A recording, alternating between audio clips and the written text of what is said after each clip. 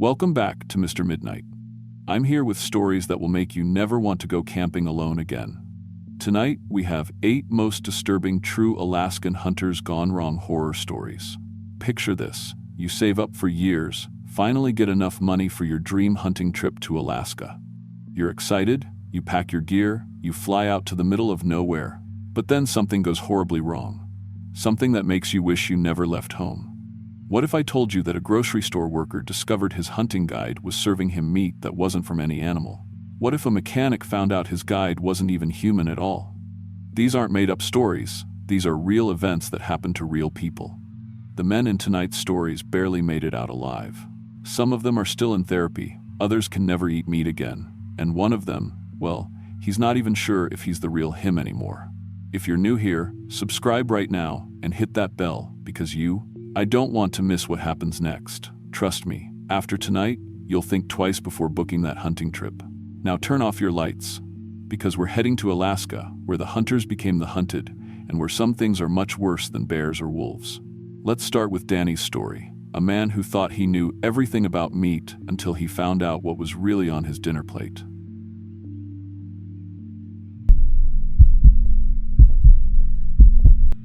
My name is Danny Martinez, and I've been working at Peterson's Grocery in Phoenix for 6 years now.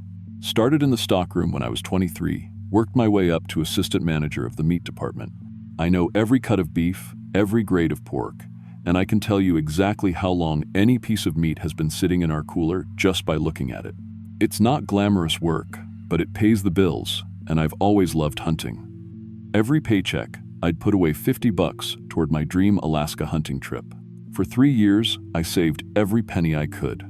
No vacations, no fancy dinners, no new truck. Just me, my 1-bedroom apartment, and my hunting magazines. Alaska was calling my name. Those massive caribou. The untouched wilderness. The kind of hunting you can't get in Arizona. When I finally had enough saved up, I started researching guides online. That's how I found Wilderness Adventures. Their website looked professional. Lots of photos of successful hunters with their kills.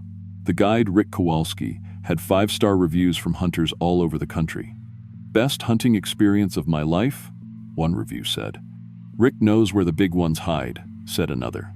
His prices were reasonable too, considering it included lodging, meals, and transportation to his exclusive hunting area in the Chugach Mountains. I called Rick in late September. He had this friendly voice, real down-to-earth guy. We talked for an hour about hunting, and he seemed to know his stuff. When I told him I worked in the meat business, he got excited. "Oh, you'll appreciate quality meat then," he said. "I process all my hunters' kills myself. Learned from my grandfather, old-school butcher techniques." That sold me right there. A guide who knew proper meat handling? Perfect. 3 weeks later, I was on a plane to Anchorage with my hunting gear and more excitement than I'd felt in years. Rick picked me up at the airport right on time. Big guy, maybe 6'2", with a thick gray beard and hands that looked like they'd seen plenty of hard work.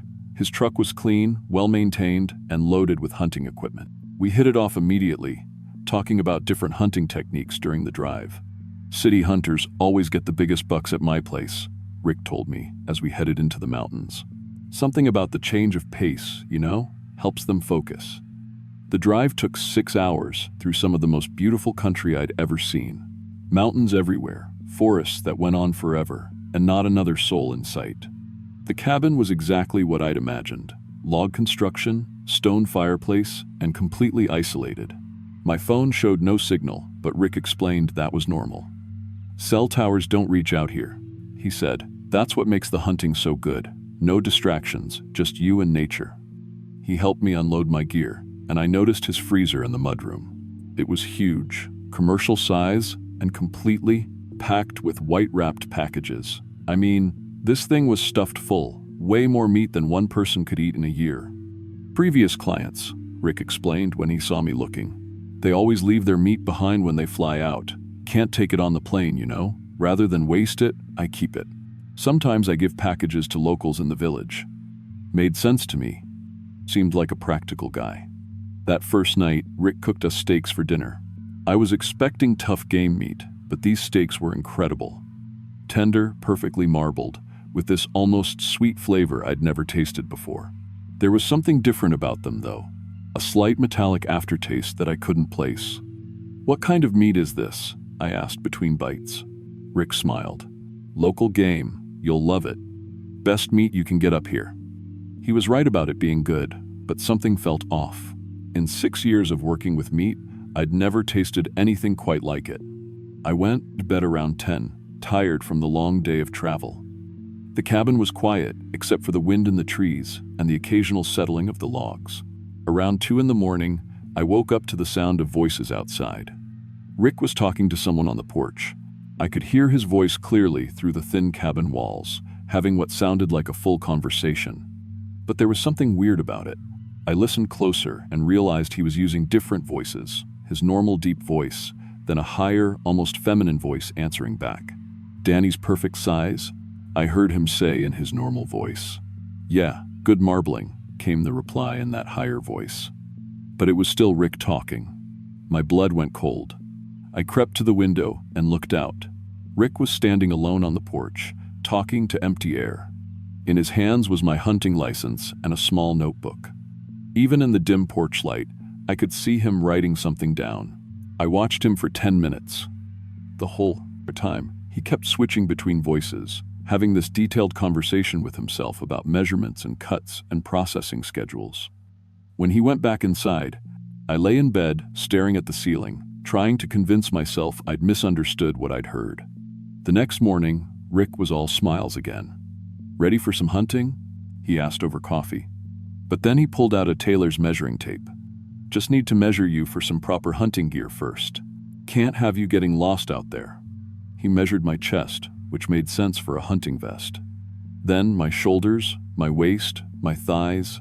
He even measured around my biceps and the length of my torso. None of these measurements had anything to do with hunting gear.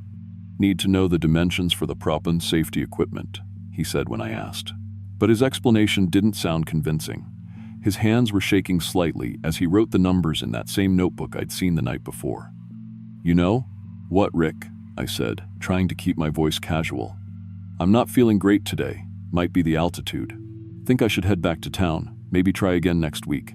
Rick's friendly smile disappeared. He reached behind his back and pulled out a hunting knife. A big one, the kind we use for breaking down large cuts at the store. "Hunt's not over, Danny. We still need to process the meat." "What meat? We haven't caught anything yet."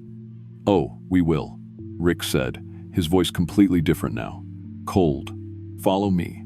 He led me at knife point to a shed behind the cabin that I hadn't noticed before. The smell hit me before we even got to the door. Death and bleach, and something else I couldn't identify. Industrial-strength cleaning chemicals, maybe. Inside the shed was every piece of butchering equipment you could imagine. Meat hooks hanging from the ceiling, industrial bone saws, stainless steel tables, and a wall of freezers. But it wasn't the equipment that made my stomach drop. It was the packages. Dozens of white-wrapped packages, all labeled with names and cuts. Michael T., ribeye, Kevin M., ground chuck, Sarah P., tenderloin.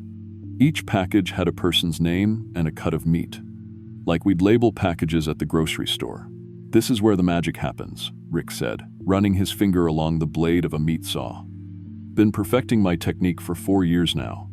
City meat is the best, you know? All that soft living makes for tender steaks, not like these tough mountain folk." I recognized one of the names on the packages, Michael Torres. I'd seen his face on the news last month, missing hunter from Colorado, disappeared on a guided trip in Alaska. His family was still looking for him. "You've been killing people," I whispered. "Processing," Rick corrected. "Just like any other meat. Hunters make the best cuts too. They're usually in good shape, good muscle tone. And they come all the way out here alone. No one knows exactly where they are. Perfect for business." "Business?" Rick smiled that friendly smile again, but now it looked insane. "Got regular customers in Anchorage. Restaurants, private buyers. They think they're getting premium wild game, Rick's special cuts, I call it. Very exclusive." While Rick was explaining his operation, arranging his tools and talking about different cuts and cooking methods, I spotted a meat hook hanging at eye level. Without thinking, I grabbed it and swung it as hard as I could at his head. The hook caught Rick right in the throat. He dropped the knife, blood spurting across the stainless steel table. But instead of going down, he just stood there, gurgling and reaching for me with both hands. Blood was pouring out of his neck, but he wasn't stopping. I ran. Out of the shed, across the clearing, straight to his truck. The keys were still in the ignition, thank God.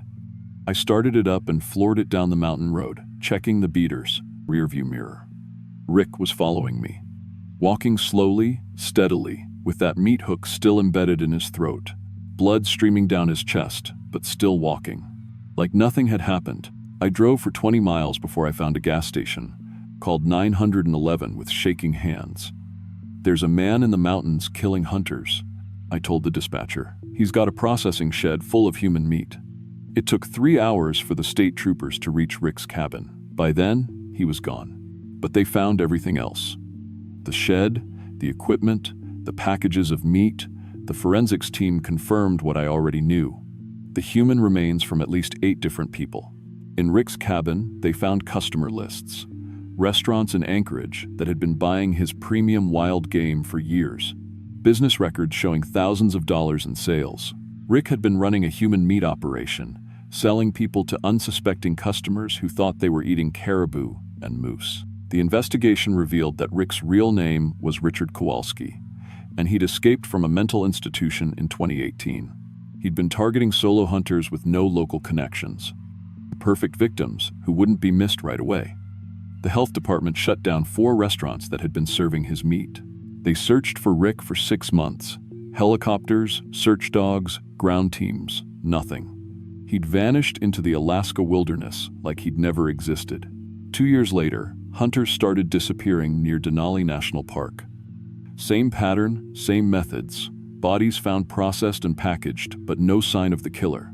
The state troopers think Rick relocated his operation deeper into the wilderness, somewhere they can't track him.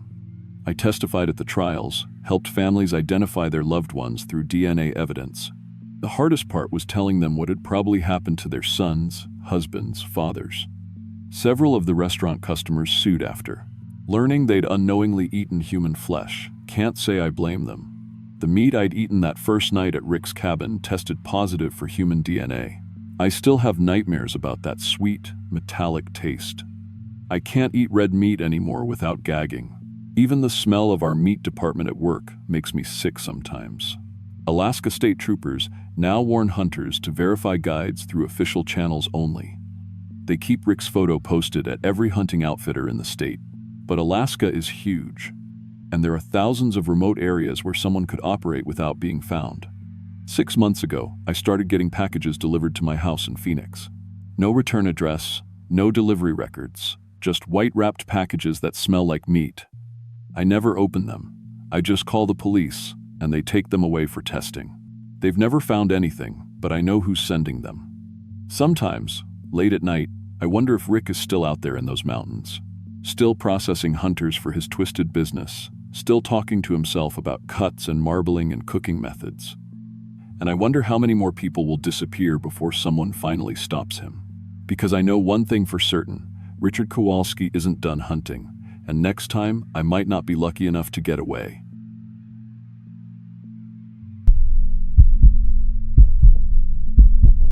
My name is Tom Rodriguez, and I've been working night shifts at Portland Warehouse Solutions for 6 years now.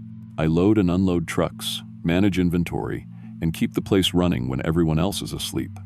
It's steady work, decent pay, and I like the quiet.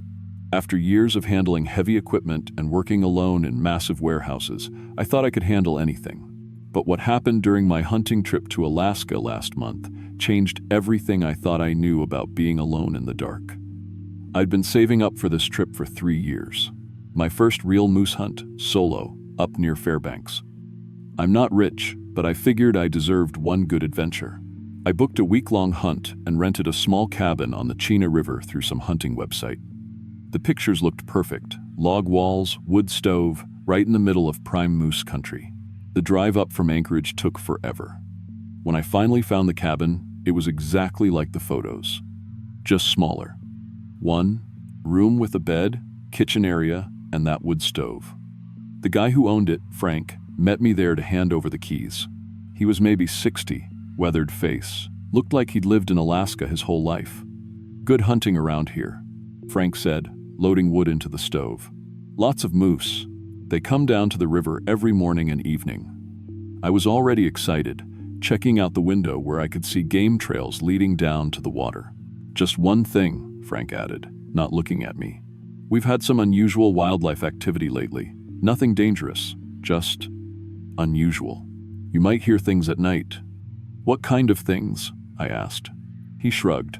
"Probably just bears getting into garbage. Maybe wolves. Just keep your food sealed up and don't leave anything outside."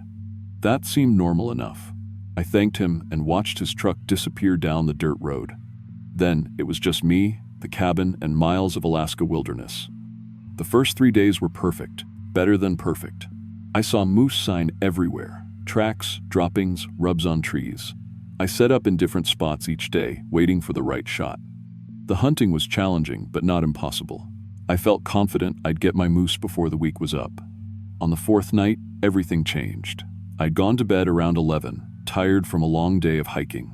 The cabin was warm, the wood stove crackling softly. Outside, it was dead quiet except for the river flowing past. I fell asleep easy. Then I woke up to footsteps on my roof. At first, I thought maybe a tree branch was scraping against the cabin. But these weren't scraping sounds, they were footsteps. Heavy ones, walking back and forth across the roof like someone was up there pacing. I lay there listening, trying to make sense of it. The steps were too heavy for a squirrel or bird, too regular for a branch. Each footstep made the whole cabin shake slightly. Whatever was up there weighed a lot. For 2 hours, the footsteps kept going, back and forth, back and forth. Sometimes they'd stop for a minute, then start again. I grabbed my flashlight and rifle, but I didn't want to go outside in the dark. In Portland, if someone's on your roof, you call the cops. Out here, I was completely alone. Finally, around 3 in the morning, the footsteps stopped. I waited another hour before I fell back asleep. When I woke up at sunrise, I had to see what had been up there. I walked around the cabin looking up at the roof. There was about 2 inches of fresh snow from the night before, and there, clear as day, were footprints in the snow on top of my roof. Human footprints, but not normal ones. These prints were huge, at least size 15, maybe bigger. And they were bare feet, no boots, no shoes, just bare human feet in the snow. At the front of each print were long scratches, like claw marks where toes should be. I followed the prints to the edge of the roof. They led to the forest, but something was wrong with the spacing. The distance between each print was about 12 feet. 12 feet. No human takes steps that long. Even running full speed, you can't cover 12 feet between footsteps. I stood there staring at those impossible tracks, my breath making clouds in the cold air. Whatever made them had jumped from my roof into the forest in bounds that defied physics. I went back inside and made coffee, trying to think logically. Maybe it was a bear. Bears can stand on 2 legs, but bear paws don't look like human feet, and bears don't walk on roofs for 2 hours. I spent that day hunting, but my heart wasn't in it. I kept thinking about those footprints. When I got back to the cabin that evening, I noticed something that made my blood run cold. My hunting gear had been moved. I always kept my rifle by the bed, my ammunition in my backpack, my hunting knife on the kitchen counter. But now my rifle was in the center of the room, completely taken. Apart, the barrel, stock, bolt, scope, every piece arranged in a perfect circle around my bed. Someone had been inside the locked cabin. They'd disassembled my rifle with obvious skill and arranged the parts like some kind of art project. And they'd done it while moving so quietly that I never woke up. I checked the door. Still locked. The windows, still latched. No signs of forced entry anywhere. Whoever had done this was either a professional lockpicker or had gotten in some other way. That's when I decided to set up my trail camera. It was a good one, motion activated with night vision. I mounted it in the corner where it could see the whole cabin interior. If someone came back, I'd have proof. I barely slept that night. Every small sound made me jump, but nothing happened. When I checked the camera in the morning, there was 4 hours of footage of me tossing and turning in bed. The next night, I got something on camera that I still can't explain. The motion sensor triggered at 1:17 a.m. I watched the footage on the camera's small screen, and what I saw made me want to run screaming back to Portland. A figure entered through the window, but it wasn't human, not exactly. It was close to 9 feet tall with arms that reached almost to its knees. Its fingers were impossibly long, like tree branches. It moved in jerky, unnatural motions, like a puppet being controlled by someone who'd never seen a real person walk. The thing examined my hunting equipment with obvious intelligence. It picked up each piece of my disassembled rifle, turning them over in those branch-like fingers. It found the ammunition and studied each bullet carefully. Then it reassembled my rifle faster than I could have done it myself. It picked up the rifle and mimicked my shooting stance. It had been watching me hunt. It was learning. Around 3 a.m., the thing walked directly up to the trail camera. Its face filled the screen, and I nearly dropped the camera when I saw it. The face was almost human, but stretched vertically, like someone had grabbed the top and bottom and pulled. Its mouth was too wide, with too many teeth. Its eyes were completely black. "I know you're watching," it said in a voice like metal grinding against metal. Then it reached out and turned the camera around to face the wall. I sat in my truck for an hour, trying to decide what to do. Part of me wanted to drive straight back to Portland and forget this ever happened. But I'd paid for this hunt, and I needed that moose meat to last through winter. Plus, whatever this thing was, it seemed more curious than violent. I decided to stay one more night. That was a mistake. The next night, I pretended to sleep while gripping my rifle under the covers. I'd loaded it with my strongest hunting rounds. If this thing wanted to play games, I was ready. It came through the window again, around 2 a.m., moving silent as smoke across the floor. This time I couldn't pull to. Smell it, a horrible mixture of rotting meat, pine sap, and something chemical that burned my nose. It stood over my bed for what felt like an hour, just watching me breathe. I kept my eyes barely cracked open, trying to control my breathing and heartbeat. Up close, it was even more disturbing. Its skin had a gray, mottled texture like tree bark. Its fingers ended in actual claws, not just long nails.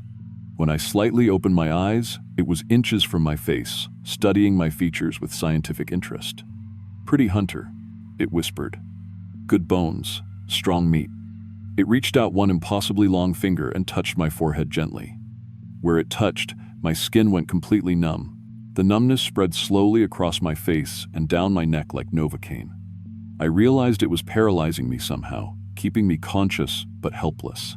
With the last bit of movement I had, I rolled away and fired my rifle point blank into its chest.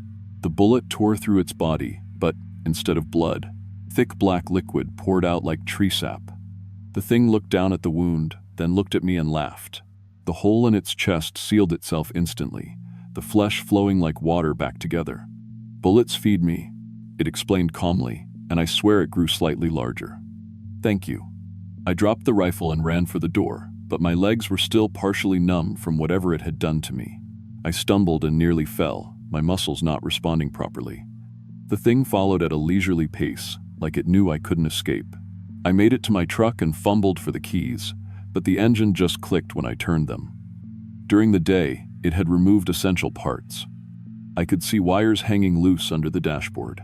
With nowhere else to go, I ran into the forest. Behind me, I could hear that metallic voice calling out. "Running makes the meat tender." The thing could move through the trees like they weren't there. I'd see it ahead of Cell, me, then behind me, then beside me, like it existed in multiple places at once. The forest that had seemed peaceful during the day now felt like a maze designed to trap me. It herded me deeper into the woods, cutting off escape routes, driving me toward some destination I couldn't see. I stumbled into a clearing and stopped dead. The ground was covered with bones arranged in elaborate patterns. Skulls stacked in pyramids, rib cages formed into spirals, all picked completely clean. "My art," the thing said proudly, emerging from the trees behind me. "Hunters make the best sculptures. So much calcium in the bones. Very artistic material." There were at least a dozen skeletons in that clearing. Other hunters who'd thought they were the predators, right up until they became the prey. The thing reached for me with those impossible arms, but I spotted something that gave me hope. The blackened remains of an old campfire. There were still some unburned branches scattered, around the edges. I grabbed one and thrust it into the coals. After a few seconds of blowing, it caught fire. The thing recoiled immediately, its bark-like skin sizzling where the flames came close. "Fire?" it hissed. "Clever hunter." I kept the torch between us and backed toward the sound of running water. The river couldn't be far. The thing followed but kept its distance, those black eyes fixed on the flames. When I reached the riverbank, I didn't hesitate. I threw the torch at the thing and dove into the icy water. The current was stronger than I expected, but I let it carry me downstream toward town. On the bank, the thing stood howling in frustration, but it wouldn't enter the water. Maybe it couldn't. Maybe water was another weakness. I floated and swam for what felt like hours before I saw lights ahead. A fishing lodge with a dock and several boats tied up. I dragged myself out of the water as the sun was coming up, the thing's howls still echoing through the forest behind me. The lodge owners found me hypothermic and babbling about monsters. They called the state troopers, who went to check on the cabin. They found my gear but no sign of any creature. The trail camera was missing. I never got my moose. I never went back for my truck. The insurance company wasn't happy about either loss, but I didn't care. I flew back to Portland the next day and tried to forget the whole thing happened. But sometimes, working night shift in the warehouse, I hear footsteps on the roof above me. Heavy ones, pacing back and forth. When I go outside to check, there's never anyone there. But in the morning, if there's been rain, I sometimes find those same impossible footprints in the mud. Size 15. Bare feet. With claw marks where the toes should be. I don't hunt alone anymore. I don't think I ever will again.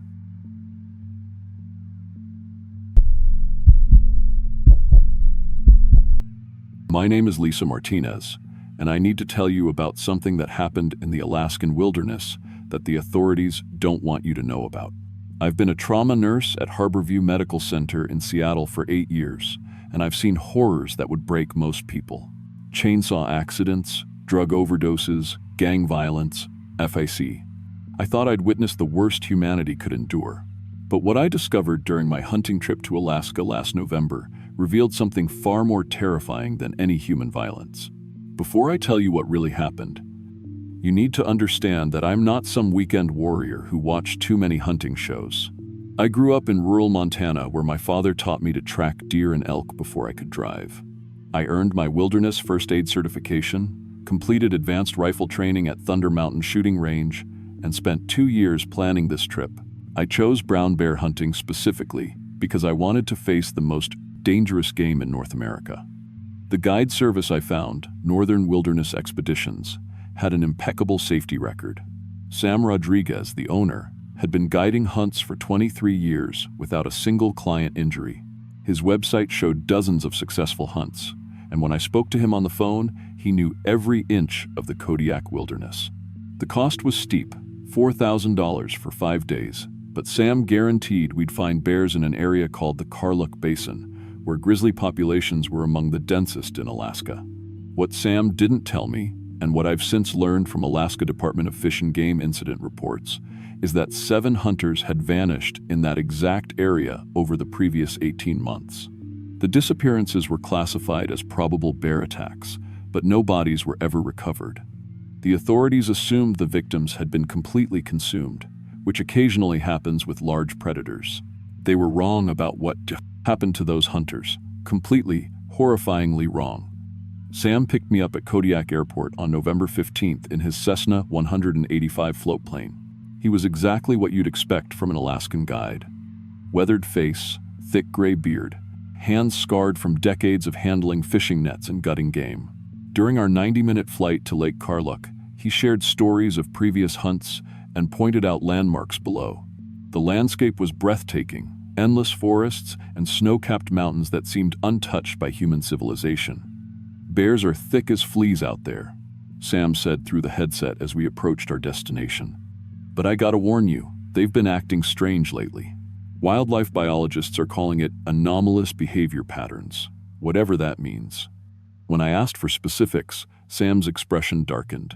Coordinated hunting, bears working together like wolf packs. Fish and Game says it's just competition for salmon runs, but I've been out here long, enough to know when something ain't right. We landed on Lake Karluk just after 2 p.m. The water was black as oil, perfectly still. surrounded by dense spruce forest that stretched to the horizon. Sam had camping supplies for a week, plus emergency gear in case weather delayed our pickup. He'd made this exact trip 47 times and knew the area better than his own backyard. The first warning sign came immediately after we unloaded the plane. The forest was completely silent. No bird calls, no squirrel chatter, no insect buzzing. Even the wind seemed muted, as if the trees were holding their breath. "Where are all the animals?" I asked. Sam looked around, his experienced eyes scanning the tree line. "Predators nearby. Everything else clears out when there's danger." We established base camp in a clearing about 100 yards from the lake shore, positioned to give us good visibility in all directions. Sam spent an hour teaching me the specifics of my rifle, a .300 Winchester Magnum loaded with 220-grain bullets capable of dropping a 1,000-pound bear with proper shot placement. "Rule number 1, Sam said, never wound a bear. A wounded grizzly is the most dangerous animal on Earth. Either kill it clean with the first shot or don't shoot at all." That evening, we began scouting the immediate area. Within 10 minutes, we found fresh bear tracks along the muddy lake shore. But these weren't normal bear tracks. Instead of the wandering, random pattern you'd expect from animals foraging for food, these prints formed perfect single-file lines, like soldiers marching in formation. "Jesus Christ," Sam whispered, kneeling beside the tracks. "Look at this spacing. It's identical between each print. Bears don't move like this." The tracks were massive, probably from bears weighing 800 to 1,000 pounds. But what disturbed Sam wasn't their size, it was their organization. In 23 years of guiding, he'd never seen bears coordinate their movements with military precision. We followed the track pattern for approximately half a mile through thick underbrush. The trail led to a small clearing, where we discovered something that violated every principle of animal behavior I'd ever learned. 3 hunting camps had been completely destroyed, but not in the chaotic way you'd expect from bears rummaging for food. Every piece of equipment had been methodically arranged in geometric patterns. Tents were shredded but folded into perfect squares and stacked in neat piles. Sleeping bags were torn apart, but the fabric pieces were woven into intricate designs on the ground. Most disturbing were the rifles. 3 hunting weapons, each one heated and bent into identical spiral shapes, then arranged pointing toward the center of the clearing, like some kind of ritualistic display. "Bears don't do this," I said, my medical training recognizing the systematic intelligence behind the arrangements. "This requires abstract thinking, planning, artistic expression. This is human behavior." Sam was already backing toward the trees, his face pale. "We're leaving. Right fucking now." That's when we heard the breathing. Slow, deliberate respiratory sounds coming from multiple directions around the clearing. Not the quick panting of frightened animals, but controlled breathing like something was observing us and waiting for the right moment to act. 6 brown bears emerged from the forest in perfect synchronized timing, spaced exactly 12 feet apart, moving with the coordinated precision of a military unit. But these weren't normal bears. Their fur was patchy and diseased-looking, revealing gray, mottled skin underneath that reminded me of burn victims I'd treated in the ER. Their eyes reflected light like mirrors, glowing with an intelligence that seemed almost human. The lead bear, a massive male that had to weigh over 1,200 pounds, stood upright on his hind legs and pointed directly at us with one enormous paw. The gesture was so deliberately human-like that my brain refused to process it for several seconds. Immediately, the other 5 bears dispersed into a perfect tactical circle around us, each taking a position that eliminated any possible escape route. This wasn't instinctive animal behavior. This was strategic thinking, military-style coordination that required abstract planning and communication. "They're using pack hunting tactics," Sam whispered, his voice shaking. "But bears are solitary hunters. This is impossible." I raised my rifle and aimed at the lead bear, but before I could fire, the massive creature shook its head from side to side in an unmistakably human gesture of disapproval, then made a sound that froze my blood. Human laughter. Clear, unmistakable human laughter coming from a bear's throat. The circle began to tighten around us. One bear moved behind us while the others approached from different angles, using classic predator tactics I'd only seen in documentaries about wolves.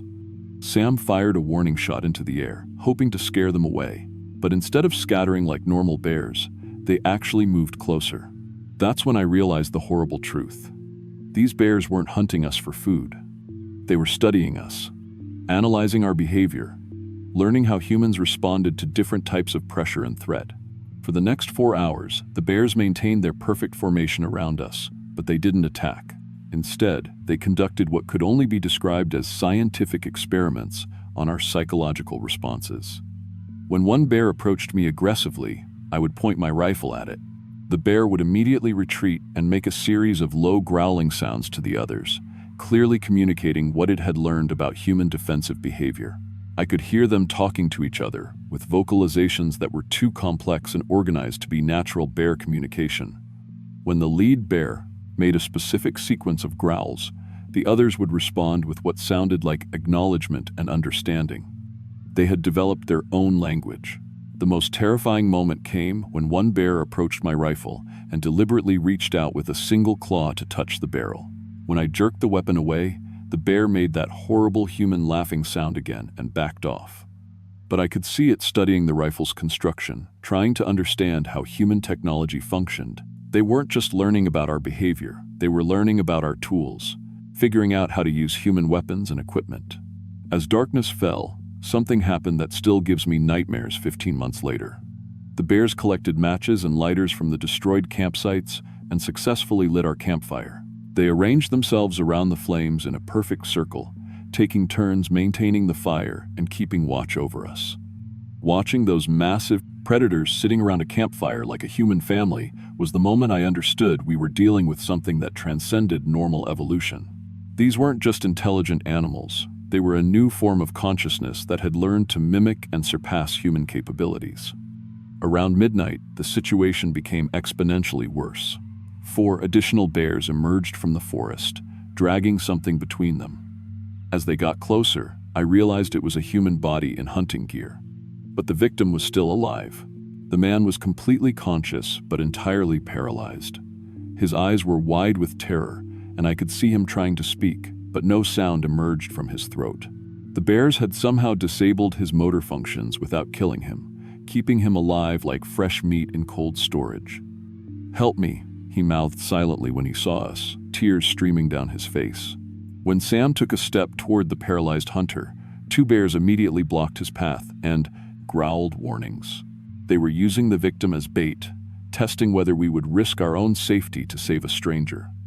This was psychological manipulation of the highest order. The lead bear approached my rifle again, but this time it didn't just examine the weapon superficially.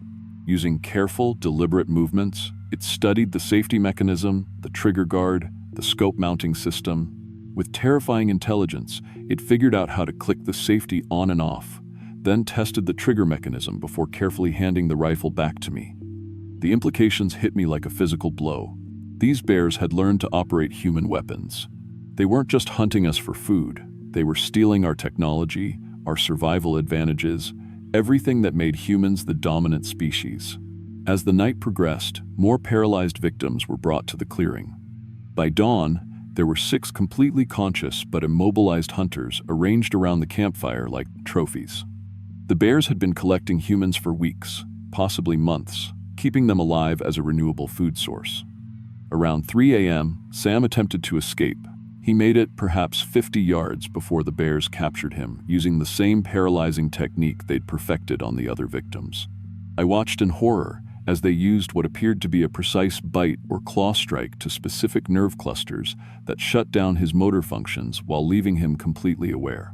I was alone with 12 intelligent bears and 7 paralyzed humans who could only watch in silent terror as the bears planned their next moves. The bears began preparing the paralyzed victims for transport, using torn fabric from the destroyed camps to create carrying harnesses. But they kept me mobile and unharmed for a specific purpose. Through gestures and positioning, they made it clear what they wanted: 22, me to serve as their guide to other hunting areas, to help them locate and capture more humans. They had learned that one mobile human could lead them to entire groups of potential victims.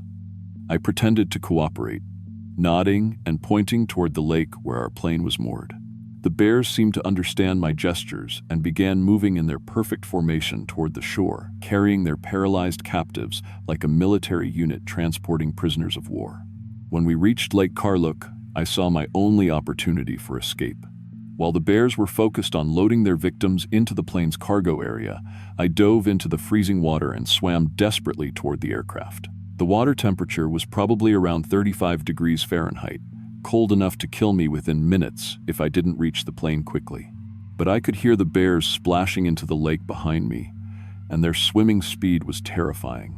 I could feel claws scraping against the pontoons as I hauled myself into the pilot's seat with hands so numb I could barely grip the controls. Sam had taught me the basic flight procedures during our trip in, and I'd watched him start the engine dozens of times. My hands were shaking violently from cold and terror, but the engine caught just as the lead bear's massive paw shattered the passenger side window. I gave the plane full throttle and felt it lift off the water just as claws raked across the bottom of the pontoons, leaving deep gouges in the aluminum. Through the side window, I could see all 12 bears standing in the shallow water, watching me escape with those horrible, intelligent eyes that reflected the morning sunlight like mirrors. I radioed for emergency assistance as soon as I got within range of Kodiak Island. The Coast Guard dispatched search and rescue teams to Lake Karluk within hours, but they found nothing. No destroyed campsites, no paralyzed victims, no evidence of the organized bear behavior I described. The bears had cleaned up everything, removing all traces of their activities like a patrol military unit covering their tracks. The official incident report blamed the missing hunters on probable bear predation with complete consumption of remains. I was treated for severe hypothermia and trauma, then referred to psychiatric counseling for what the doctors assumed were hallucinations caused by extreme stress and cold exposure. But I know what I saw, and more importantly, I know what I've discovered since returning to Seattle. Over the past 15 months, I've been researching similar incidents across Alaska, using my medical contacts to access trauma reports and autopsy records that aren't available to the general public. What I've found is a pattern of disappearances that stretches back over 5 years, concentrated in remote hunting and fishing areas across the state. The Alaska Department of Fish and Game has quietly documented 127 cases of anomalous bear behavior since 2019, including reports of bears using tools, coordinating hunting strategies, displaying what researchers describe as proto-linguistic communication patterns. These reports are classified and not released to the public. More disturbing are the medical records I've accessed through professional channels. Hunters who have survived encounters with these bears describe identical symptoms: temporary paralysis lasting 6 to 48 hours, followed by complete recovery with no permanent neurological damage. The paralysis technique is so precise, it suggests advanced knowledge of human nervous system anatomy. 3 weeks after my return from Alaska, I resigned from my nursing position at Harborview Medical Center. I couldn't concentrate on treating patients when I knew there were intelligent predators in Alaska that were systematically hunting humans and learning from each encounter. I've tried to warn other hunters through online forums and social media, but my posts are consistently removed for spreading misinformation about wildlife behavior. The hunting guide services have collectively agreed to discredit my story, claiming I suffered a psychological breakdown due to witnessing a normal bear attack. But the disappearances continue. Just last month, a group of 5 bow hunters vanished near Lake Clark. Search teams found their campsite completely undisturbed, as if the hunters had simply walked away from their equipment and disappeared into the wilderness. I know what really happened to them, and I know those bears are still out there, getting smarter, learning from every human encounter, perfecting their hunting techniques. The most terrifying part isn't that these bears have developed human-level intelligence. It's that they're using that intelligence to systematically study us, to learn our weaknesses, to figure out how to hunt us more effectively. They're not just predators anymore, they're researchers, and we're their test subjects. If you're planning any kind of wilderness expedition in Alaska, please listen to what I'm telling you. If you encounter animal tracks that look too organized, if you find destroyed campsites with gear arranged in patterns, if the forest around you becomes completely silent, don't investigate. Don't try to document it, just run. Because somewhere in the Alaskan wilderness, there are predators that have learned to think like us. And they're getting better at hunting humans every single day. The authorities won't acknowledge what's happening because the implications are too terrifying to accept. If the public knew that an entire population of super-intelligent bears was systematically hunting humans in Alaska, it would destroy the state's tourism industry overnight. But ignoring the problem won't make it go away. Those bears are still out there, still learning, still hunting, and I have reason to believe they're not confined to Alaska anymore. Last week, I received a call from a trauma nurse in northern Montana. She'd treated a hunter who survived an exemplified encounter with bears that displayed impossible intelligence and coordination. The victim described the same paralyzing technique, the same organized behavior patterns, the same human-like problem-solving abilities. They're spreading, learning to adapt to new environments, and they're bringing their intelligence with them. I'm sharing this story not because I expect you to believe me, but because you deserve to know the truth. The next time you see a news report about hunters disappearing in remote wilderness areas, remember what I've told you. Remember that somewhere out there, we're no longer the apex predators, and they're learning to hunt us better than we ever learned to hunt them.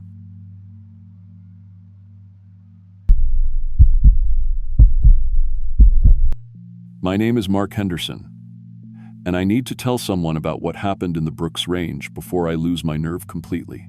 I've been a construction foreman in Denver for 15 years, built half the downtown skyline, but none of that matters now. What matters is that my ex-wife Sarah was right when she begged me not to take this hunting trip. She said I was running away from our problems, using hunting as an excuse to avoid dealing with our divorce paperwork and the custody battle over Emma. She was right about everything. See, I started hunting with my dad when I was 12.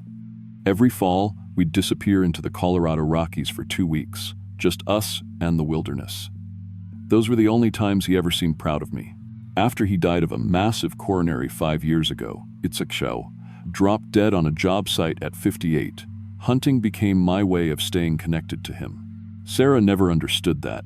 She saw it as me abandoning my family for 2 weeks every year, choosing dead animals over our living daughter. This year was supposed to be different. My buddy Jake, who works pipeline maintenance in Alaska, told me about caribou hunting in the Brooks Range. "It'll change your life," he said. "Nothing but you and the wilderness for miles." What he didn't mention was that he'd been having nightmares about that place for 3 years, or that he'd started drinking heavily after his last trip there. I found that out later, when it was too late. The bush pilot who flew me out was named Carl Winters. 60-something, weathered face, hands that shook just slightly when he thought nobody was looking. His Cessna looked like it was held together with aviation tape and stubbornness. But Carl had been flying hunters into the Brooks Range for 30 years. "You sure about this spot?" he asked as we circled the remote lake. "Had some incidents here over the years, hunters going missing, equipment failures, that sort of thing." I told him I wasn't worried. I'd been hunting for over 20 years, knew how to handle myself in the wilderness. Carl just nodded and set us down on the dark water. 10 days, he said, helping me unload my gear. "I'll be back October 15th at 2 p.m. sharp, weather permitting." He paused, studying my face. "You got kids, Mark?" "A daughter, Emma. She's 7. Carl's expression darkened. "Then you make damn sure you're here when I come back. This country, it doesn't like to give people back sometimes." I watched his plane disappear into the gray October sky, leaving me alone with 70 square miles of absolute wilderness. The silence was overwhelming. No traffic, no machinery, no human sounds at all. Just whined through the spruce trees and water lapping against the rocky shore. It should have felt peaceful. Instead, it felt like the mountains were watching me. I set up camp about 100 yards from the water, following all the protocols my dad had taught me. Bear-proof food storage, proper tent, placement, fire safety. Everything by the book. That first night, I called Sarah on my satellite phone to let her know I'd arrived safely. "Emma misses you already," she said, her voice crackling through the static. "She drew you a picture of a caribou for when you get back. Tell her, Daddy's going to bring home the biggest caribou in Alaska," I said, trying to sound cheerful. "And Sarah, when I get back, we'll talk about everything. Really talk. Just come home safe, Mark. Emma needs her father." That was the last normal conversation I ever had. The first day was quiet except for the wind. I saw plenty of caribou sign, tracks in the mud, droppings, areas where they'd been feeding, but no animals. The herd was close, though. I could feel it. On the second morning, I spotted them grazing in a meadow about 400 yards from camp. Maybe 30 animals, including a massive bull that had to weigh 400 pounds. I've made shots like this hundreds of 200 yards, perfect rest against a Fallon lug, no wind. My Remington 700 had never let me down. I put the crosshairs right behind the bull's shoulder, perfect heart shot, and squeezed the trigger. The bull dropped instantly. Clean kill, just like my dad had taught me. The other caribou scattered, and I waited 5 minutes before approaching the carcass to field dress it. That's when I noticed something was wrong with the bullet wound. Instead of the clean entry hole I expected, the wound was moving. The torn flesh was pulling together like invisible hands were stitching it closed. I rubbed my eyes, thinking it was altitude sickness or stress, but when I looked again, the hole was completely gone. Just smooth fur with a small white scar. The caribou's eyes opened. It looked directly at me with an intelligence that made my stomach drop. Then it stood up like nothing had happened. I stumbled backward, my hands shaking so badly I could barely hold my rifle. This was impossible. I'd seen that bullet hit, seen the blood spray, watched it fall. But there it was, standing 20 feet away, breathing clouds of vapor in the cold air. My dad's voice echoed in my memory. When something doesn't make sense, son, you gather more information. So I raised my rifle again. This time I aimed for the head, a brain shot that nothing could survive. From 15 feet away, I put a .30-06 round right behind its left eye. The caribou went down hard, blood pooling in the dead leaves. But even as I watched in horror, the massive head wound began closing. Shattered bone regenerated, torn flesh knitted back together, and within 3 minutes, there was no trace of damage except another white scar. It stood up again, shook its massive rack of antlers, and walked away slowly. But it kept looking back at me with those dark, intelligent eyes, like it was disappointed in me. That night, I couldn't eat, couldn't think straight. I kept replaying what I'd seen, trying to find a rational explanation, some kind of Kevlar vest, rubber bullets. But I'd loaded those rounds myself, and I'd seen the blood, real blood. Around midnight, I heard something large moving around my tent. Heavy footsteps, but too deliberate and slow to be a bear. I grabbed my flashlight and unzipped the tent flap just enough to peer out. The same bull caribou stood 10 feet away, steam rising from its nostrils in the freezing air. But underneath its breathing, I could hear something else. Human voices, whispering words I couldn't quite make out. Then it spoke. "Why do you keep trying to kill us, Marky?" The voice made my blood turn to ice water. It was my father's voice, exactly as I remembered it. The same tone he'd used when I'd disappointed him as a kid. I stared at the caribou's mouth and saw its lips moving, forming human words.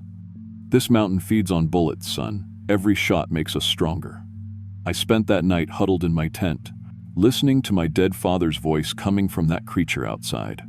It talked for hours about hunting trips we'd taken, things only he and I could know. But the tone was wrong, mocking, hungry. This wasn't my father. This was something wearing his voice like a mask. When dawn finally came, I looked outside to find dozens of caribou surrounding my camp. They stood in a perfect circle, all facing inward, all watching me with those same intelligent eyes. Every single animal had white scars scattered across their bodies, old bullet wounds that had healed over. The largest bull stepped forward and dropped something at my feet. A human skull, yellow with age and teeth marks from scavengers. "Previous hunter," it said in my father's voice, "Danny Kowalski from Michigan. He ran out of bullets 3 months ago." More caribou approached, each dropping bones at my tent. Femurs, rib cages, spinal columns. Dozens of human skeletons, all that remained of hunters who'd come to this cursed place. I recognized some of the gear scattered among the bones. Modern hunting equipment, GPS units, even a satellite phone with a cracked screen. "The mountain is hungry," the lead bull explained. "It needs hunters to feed it bullets. Every shot you fire makes the stones stronger, makes us more than we were." I was starting to understand the horrific truth. This wasn't just about immortal animals. It was a feeding system. The mountain, or whatever ancient thing lived inside it, needed hunters to come here and waste their ammunition. Every bullet fired fed some kind of supernatural power that kept these creatures bound to this place, unable to die, forced to lure more hunters to their doom. "Shoot us," the caribou demanded, their voices now a chorus of dead hunters. I heard Danny Kowalski's Michigan accent, a woman's voice that might have been Janet Morrison from the missing person reports, even a teenager who sounded terrified. "Feed the mountain or join the bones." I had maybe 20 rounds left in my pack. Part of me wanted to save them, but these things weren't going to let me leave. My satellite phone was dead, drained overnight despite being fully charged. My GPS showed nothing but static. I was completely cut off. So I started shooting. I fired into the herd methodically, watching each animal fall and rise again. But with every shot, they changed. They grew larger, their eyes glowed brighter with an inner fire, their antlers spread wider and more twisted. The mountain was feeding on my ammunition, growing stronger with every round I fired. When my rifle finally clicked empty, the caribou stopped their pretense of being normal animals. "No more bullets means you feed the mountain directly," the lead bull said. Its voice had changed, becoming something ancient and infinitely hungry. Fresh blood, fresh bones, fresh fear. I ran toward the lake where Carl was supposed to pick me up in 8 days, but more creatures emerged from the forest. Wolves with healed bullet scars covering their bodies like a patchwork quilt. A massive grizzly bear with white patches where hunters had shot it dozens of times. Even a moose with antlers that looked like they'd been shattered and regrown multiple times, creating a twisted crown of bone. They herded me away from the water, back toward the mountain. I hadn't noticed it before, but there was a cave opening in the rock face, glowing with a sickly red light that pulsed like a heartbeat. The animals forced me inside at antler point. The cave descended deep into the mountain's core, and the walls were lined with human skeletons arranged in elaborate patterns. Hundreds of them, dating back decades. Modern hunters in camouflage gear, older remains in wool and leather, even what looked like indigenous hunting clothes from a century ago. At the center of this bone cathedral sat a stone the size of a car, pulsing with that red light. It looked organic somehow, like a massive heart made of crystallized blood. With each pulse, I could feel my life force being drawn toward it.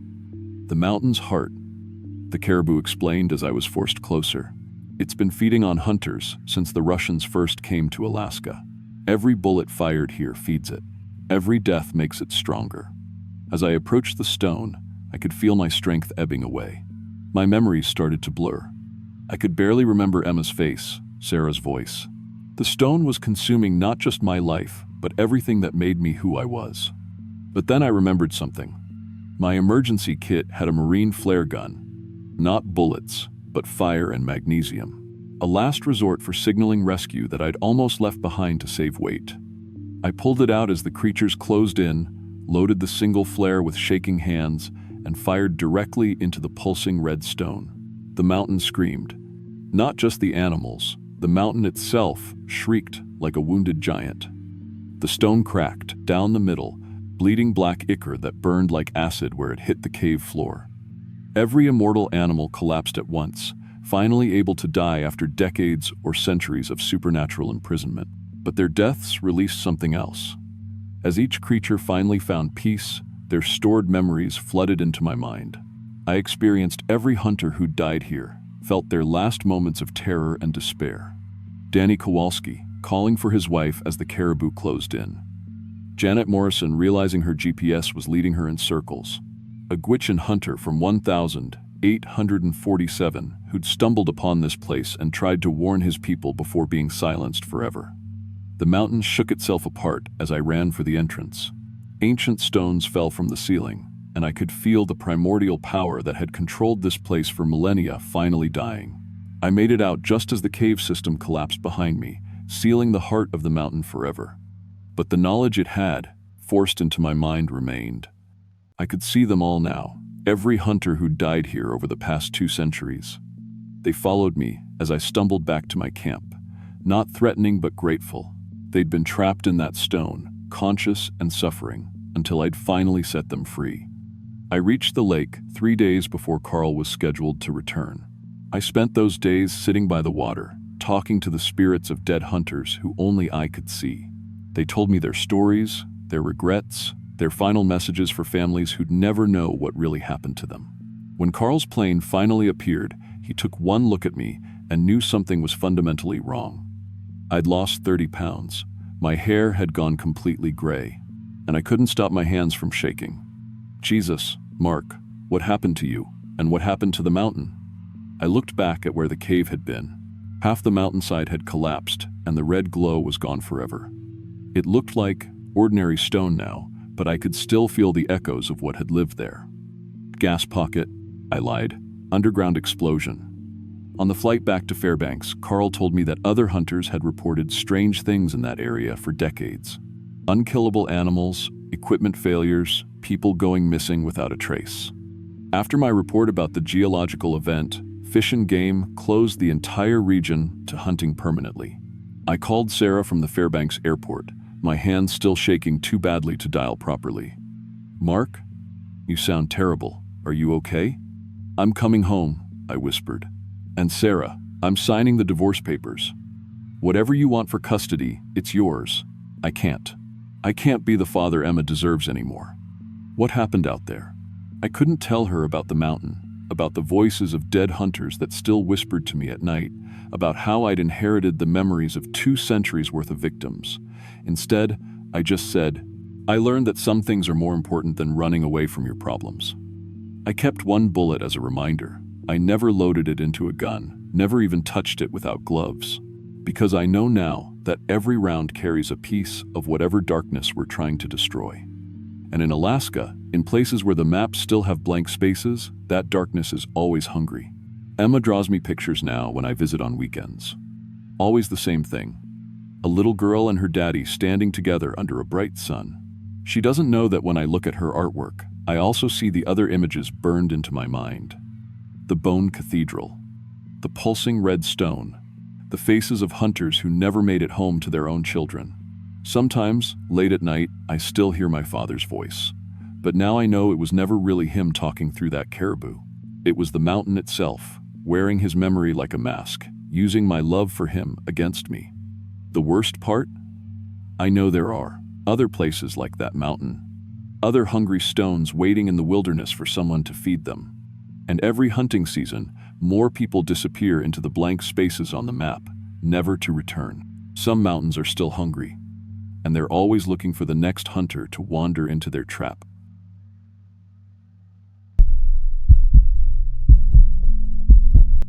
My name is Ben Matthews, and I've been working at First National Bank of Chicago for 8 years as a senior loan officer. What I'm about to tell you happened 3 months ago in Alaska's Wrangell Mountains. The Alaska State Troopers have classified it as an ongoing investigation, and they've asked me not to discuss details publicly. But people need to know what's really happening to hunters up there. I've always been a serious hunter, not the weekend type who shoots deer from a heated blind, backcountry.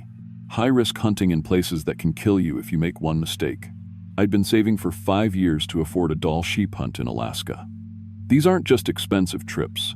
They're tests of everything you know about survival, marksmanship, and mental toughness. The ram I was after wasn't just any sheep. 2 years earlier, during a scouting trip, I'd spotted what locals called the ghost, a massive Dall with perfectly curved 40-inch horns that had evaded hunters for over a decade. Guides charged $30,000 just for a chance at him, and most clients went home empty-handed. But I'd found his patterns. I'd studied aerial photos, tracked weather systems, even learned the migration routes of the small game he followed for food. My coworkers at the bank thought I was obsessed, but obsession is what separates successful hunters from those who just like the idea of hunting. The bush pilot who flew me in was Dave Kowalski, a legend in Alaska aviation circles. 40 years flying hunters into impossible places, with a perfect safety record. But when I mentioned the Wrangell Range, his demeanor changed completely. "You sure about that location?" he asked, pulling out a worn map covered in red X marks. "Lost 5 hunters in that area over the past 2 years. Bodies never recovered." I pressed him for details. Dave's weathered hands shook slightly as he pointed to specific coordinates. First was Tommy Chen, guide from Fairbanks. 20 years experience, knew those mountains better than anyone, found his base camp intact, food still warm, rifle cleaned and ready. like he just vanished mid-sentence.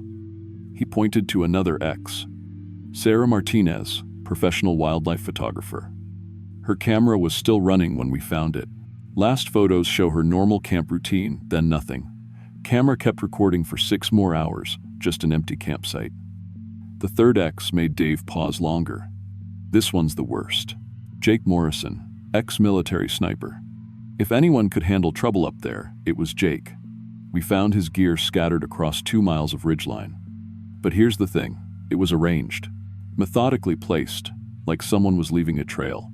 I should have listened to Dave's warnings, should have chosen a different area, a safer hunt, but I'd invested too much time and money to back down over missing person cases that probably had logical explanations. Bear attacks, falls, simple. Accidents that happened to careless hunters. Dave reluctantly agreed to fly me in, but only after making me sign additional liability waivers and providing him with detailed emergency protocols. "I'll be back in exactly 14 days, he said as he unloaded my gear. "If you're not at this exact GPS coordinate when I arrive, I'm not waiting." The first week went perfectly. The weather cooperated, my gear performed flawlessly, and I was seeing fresh sheep sign daily. I'd found the ghost's current territory, a series of high ridges where he'd been feeding on late-season vegetation. But on day 6, I found the first hunter's camp. It was hidden in a small depression about 2 miles from my base camp, completely invisible unless you stumbled across it like I did. The tent was a high-end model, probably worth $3,000, still perfectly erected and weather-tight. Inside, everything was organized exactly as an experienced hunter would leave it. Sleeping bag, neatly rolled, food properly stored, personal items arranged methodically. But there was no dust, no spider webs, no signs of abandonment. The hunting license hanging from the tent's interior was issued to Thomas Chen, dated 18 months ago. This had to be the guide Dave mentioned, but the camp looked like it had been set up yesterday. I checked the camp's logbook, standard practice for guides operating in remote areas. The last entry was dated the day Chen disappeared, *day 12. Located target ram on Northwest Ridge. Perfect shot opportunity tomorrow morning. Weather holding, excited to finally get this one. The handwriting was steady, confident, not the writing of someone in distress, but what disturbed me most was the next page. Someone had written in different handwriting, Thomas provided excellent addition to collection. Transformation complete after 8 days. Now permanently displayed in Gallery Section C. Collection, Gallery. I photographed the logbook, entry, and continued searching the camp. In Chen's gear, I found detailed notes about other missing hunters, not just the ones Dave mentioned, but a dozen others going back 5 years. Chen had been investigating the disappearances. His research indicated a pattern. All missing hunters were experienced professionals targeting the same large trophy animals in a specific geographic area. All had military or law enforcement backgrounds. All had been hunting alone. All matched my exact profile. That night, I moved my camp 3 miles away and started carrying my rifle everywhere, even to gather water. I also began documenting everything with my satellite communicator, uploading photos and GPS coordinates to cloud storage that my brother could access if something happened to me. On day 8, I found the ghost. He was feeding on a narrow ledge about 400 yards away, completely relaxed in the afternoon sun. This was the shot I'd trained 5 years to make. I settled into position behind my rifle, controlled my breathing, and found him in my scope. Through the high-powered optics, I could see incredible detail. His horns were even more massive than I'd estimated, definitely record book quality. But something else caught my attention. Around the ram's neck was a collar. Not a research collar. Those are lightweight plastic with small radio transmitters. This was thick leather with metal hardware, like something you'd put on a large dog. And hanging from the collar was a laminated tag. I adjusted my scope's focus and felt my blood turn to ice. The tag had a photograph of a human face and printed text I could just barely read. Jake Morrison, U.S.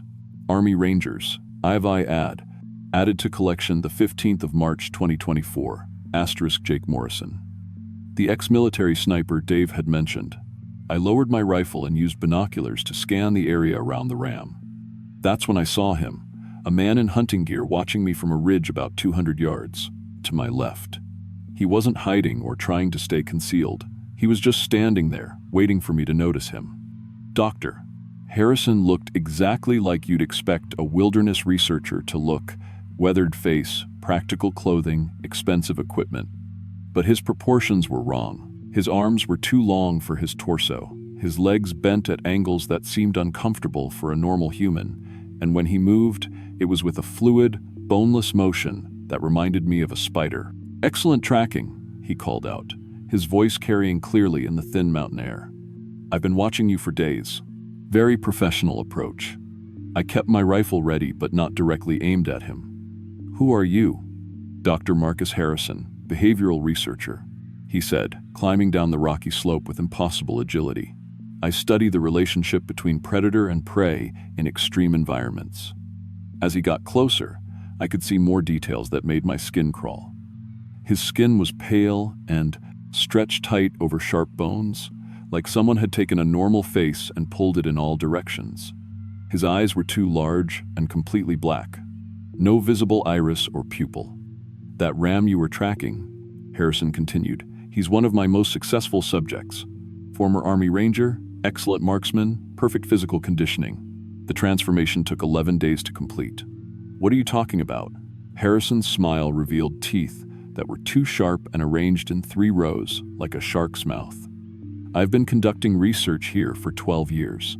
My focus is the ultimate predator-prey relationship, what happens when humans, the apex predators, become prey themselves." He gestured toward the ram, which was now looking directly at us with obviously human intelligence in its eyes. "Jake volunteered for my research, though he didn't realize it initially. The process involves a specialized serum that rewrites genetic structure at the cellular level. The subject retains full human consciousness while gaining the physical capabilities of their target animal." The ram, Jake Morrison, was trying to speak. Only bleeding sounds came out, but his eyes were desperate, pleading. "The beauty of my research," Harrison continued, "is that it's completely reversible. Once a subject has spent sufficient time as prey, understanding the terror and helplessness they've inflicted on animals, I can reverse the process. They return to human form with a completely new perspective on the relationship between hunter and hunted." I backed away slowly, keeping my rifle ready. "You're insane." "Actually, I'm very sane. Consider the ethics of what you do, Mr. Matthews.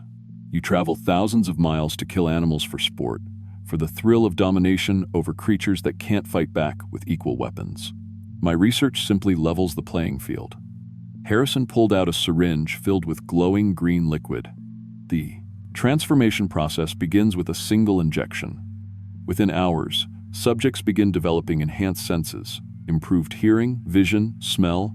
They become more aware of their environment, more in tune with the natural world. But consciousness remains intact throughout the physical changes. Subjects experience every moment of their transformation from predator to prey. They feel their bodies changing, their communication abilities disappearing, their human advantages being stripped away." I raised my rifle and aimed directly at Harrison's chest. "Stay back." He laughed, and the sound was like breaking glass. "Mr. Matthews, you can't solve this with violence. Besides, I'm quite beyond conventional harm at this point." To prove his point, Harrison grabbed a knife from his belt and drew it across his palm.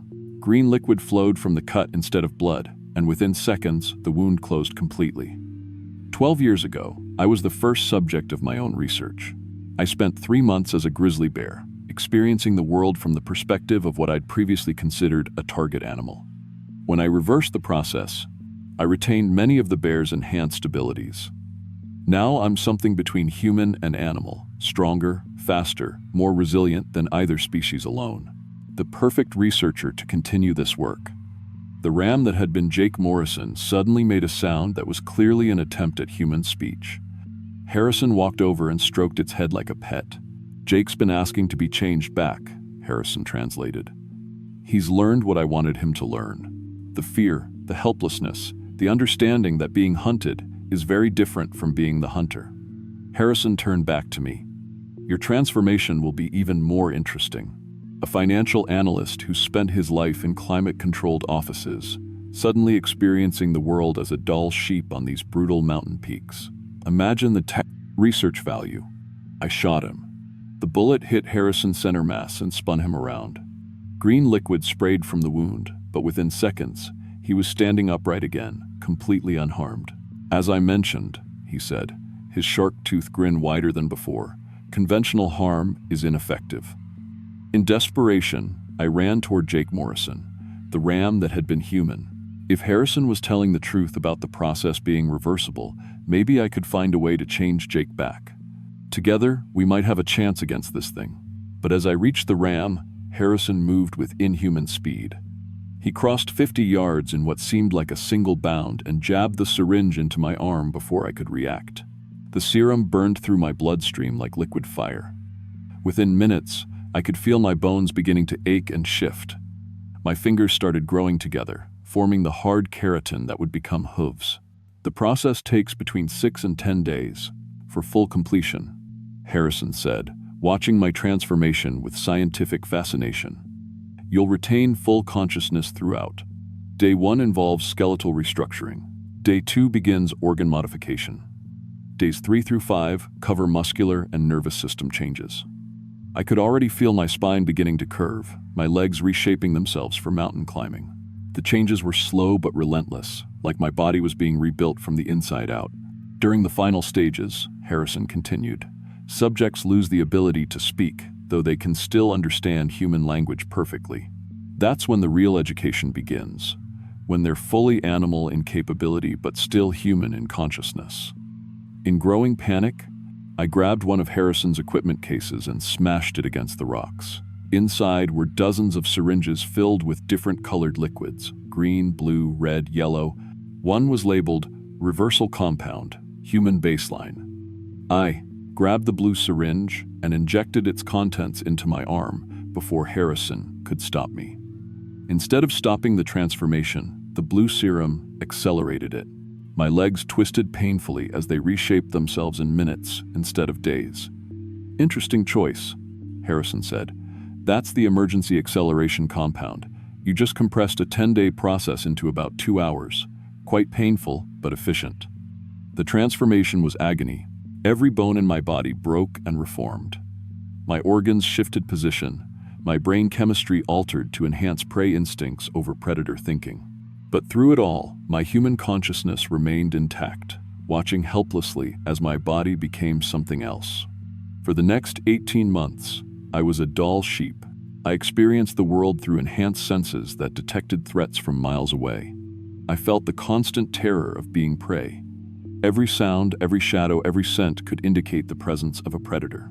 I understood the desperation of animals that have no weapons except speed and luck. Harrison kept me in his research facility, a hidden complex of caves connected by artificial tunnels. There were dozens of other subjects there, former hunters who had been transformed into the animals they'd previously hunted. Bears, moose, caribou, wolves, all retaining human consciousness while trapped in animal bodies. But Harrison had lied about one thing. The transformation wasn't reversible for most subjects. Their human consciousness gradually faded over time, replaced by animal instincts. Only a few retained enough human awareness to understand what had been done to them. Harrison's real research had nothing to do with ethics or education. He was perfecting a process to create human-animal hybrids for sale to wealthy collectors who wanted exotic pets that were more intelligent than normal animals. The facility was discovered by accident when a geological survey team found the cave entrance. Alaska state troopers raided the complex and found over 30 transformed subjects. Harrison escaped during the raid, but not before releasing the reversal compound into the facility's air system. Most of us were changed back to human form, though the process was only partially successful. I retained sheep-like legs and partial hooves, enhanced senses, and an instinctive fear response to loud noises or sudden movements. 3 other survivors retained similar animal characteristics. We've formed an informal support group, helping each other adapt to being partially human again. The FBI has classified our cases as ongoing investigations, and we're not supposed to discuss details publicly. But people need to know what's happening up there. Harrison is still at large, and the Alaska State Troopers believe he's continuing his research in other remote locations. They've linked him to missing persons cases across northern Canada and remote areas of Siberia. If you're planning a hunting trip to Alaska, especially if you're an experienced hunter targeting trophy animals, please reconsider. The Wrangell Mountains area is officially closed to hunting, pending the completion of the federal investigation. And if you do encounter Dr. Marcus Harrison, don't try to fight him. Run. Alert the authorities immediately. He's not human anymore, and he considers every experienced hunter to be potential research material. The FBI has established a tip line for information about Harrison's location, 1-800-CALL-FBI.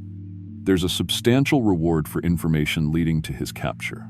Sometimes, late at night, I still hear bleeding sounds that seem to carry human words. I think some of the subjects who couldn't be fully reversed are still out there, still trapped between human and animal, trying to warn other hunters about what's waiting for them in the Alaska wilderness. The hunter became the hunted, and somewhere in the remote mountains, Harrison is still collecting.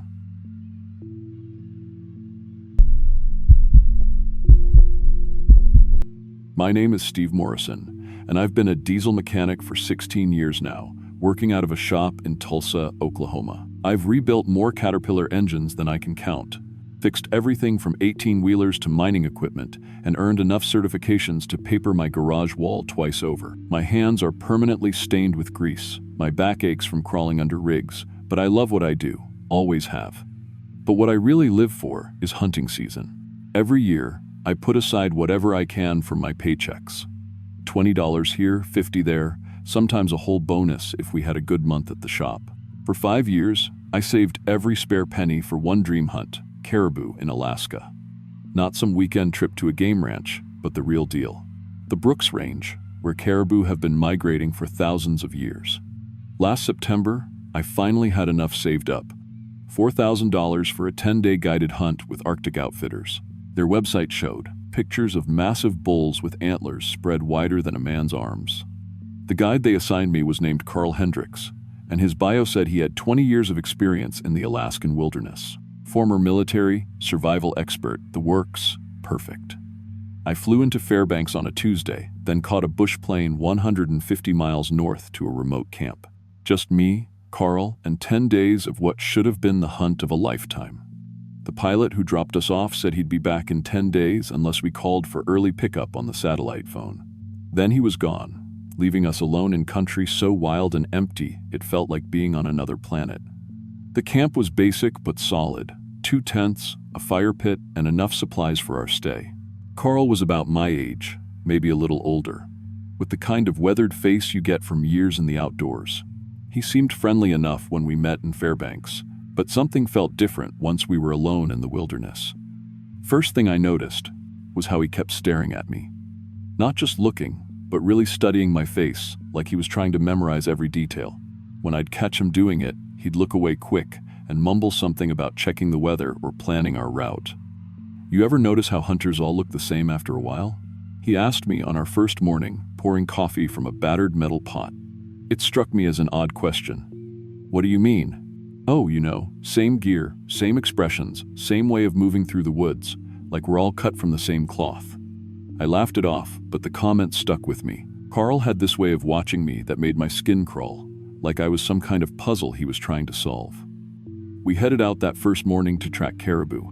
The country was incredible, rolling tundra stretching to the horizon, mountains rising in the distance like sleeping giants. I'd dreamed about this landscape for years, and it was everything I'd hoped for, but Carl kept finding reasons not to let me shoot. We spotted our first bull on day 2. Beautiful animal, maybe 350 inches of antler, standing broadside at 200 yards. Perfect shot. I had him in my scope, finger on the trigger, when Carl grabbed my shoulder. "Not that one," he said. "What? Why not?" "He's perfect. Trust me, we'll find a better one." The same thing happened on day 3. Another beautiful bull, another perfect opportunity, another excuse from Carl. "Not the right one," he kept saying, even when we had trophy animals in easy range. I was getting frustrated. This hunt was costing me everything I'd saved, and Carl wasn't letting me take a shot at anything. But it was day 4 when things got really weird. I woke up around dawn to use the bathroom and heard Carl talking by the fire pit. Figured maybe he was on the satellite phone, checking weather or something. But as I got closer, I realized he wasn't talking to anyone. He was talking to himself. And he was using my voice. "I work as a mechanic in Tulsa," he was saying in my exact tone and accent. "Saved up for my dream hunt." I froze behind a tree, listening. Carl was repeating things I'd told him earlier, but in perfect imitation of my voice.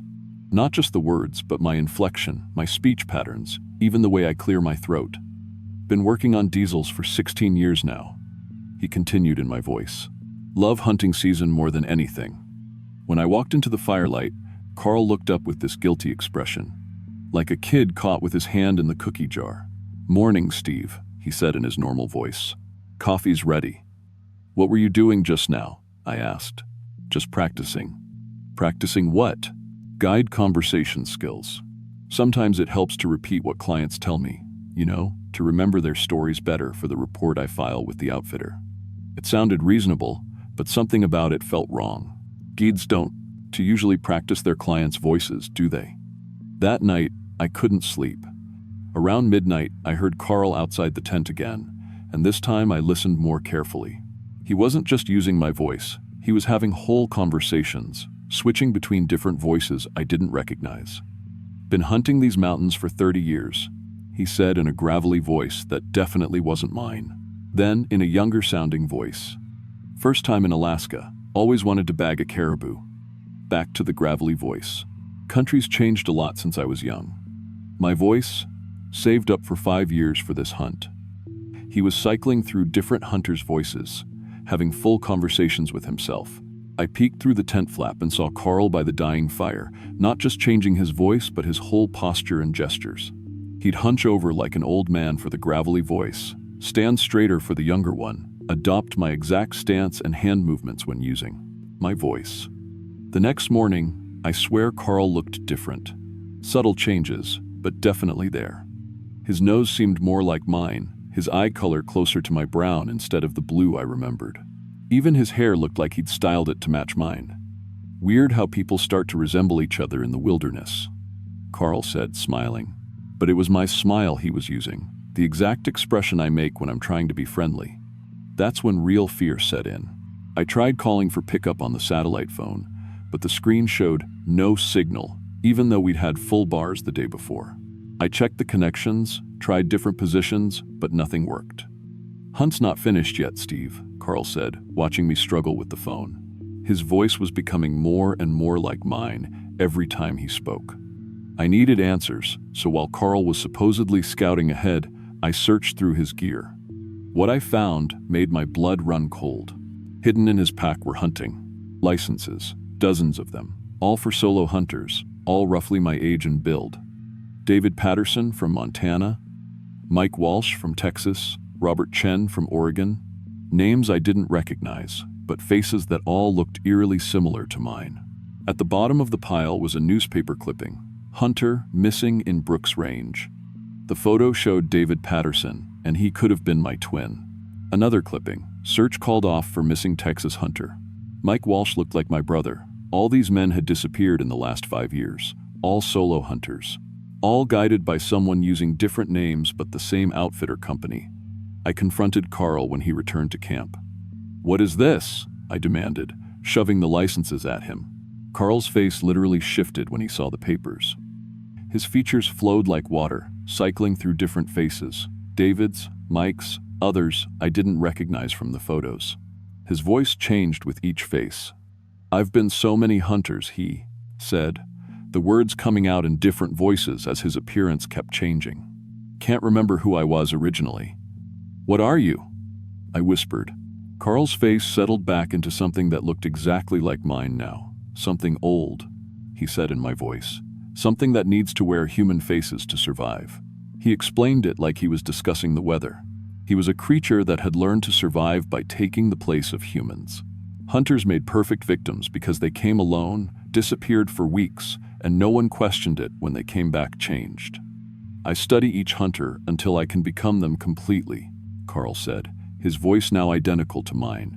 their appearance, their mannerisms, their memories. Then I go back to their lives and live as them until I get bored.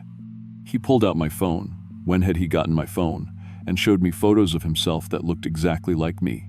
Selfies from our camp. But in them, he looked completely like Steve Morrison. Your wife thinks I'm you right now.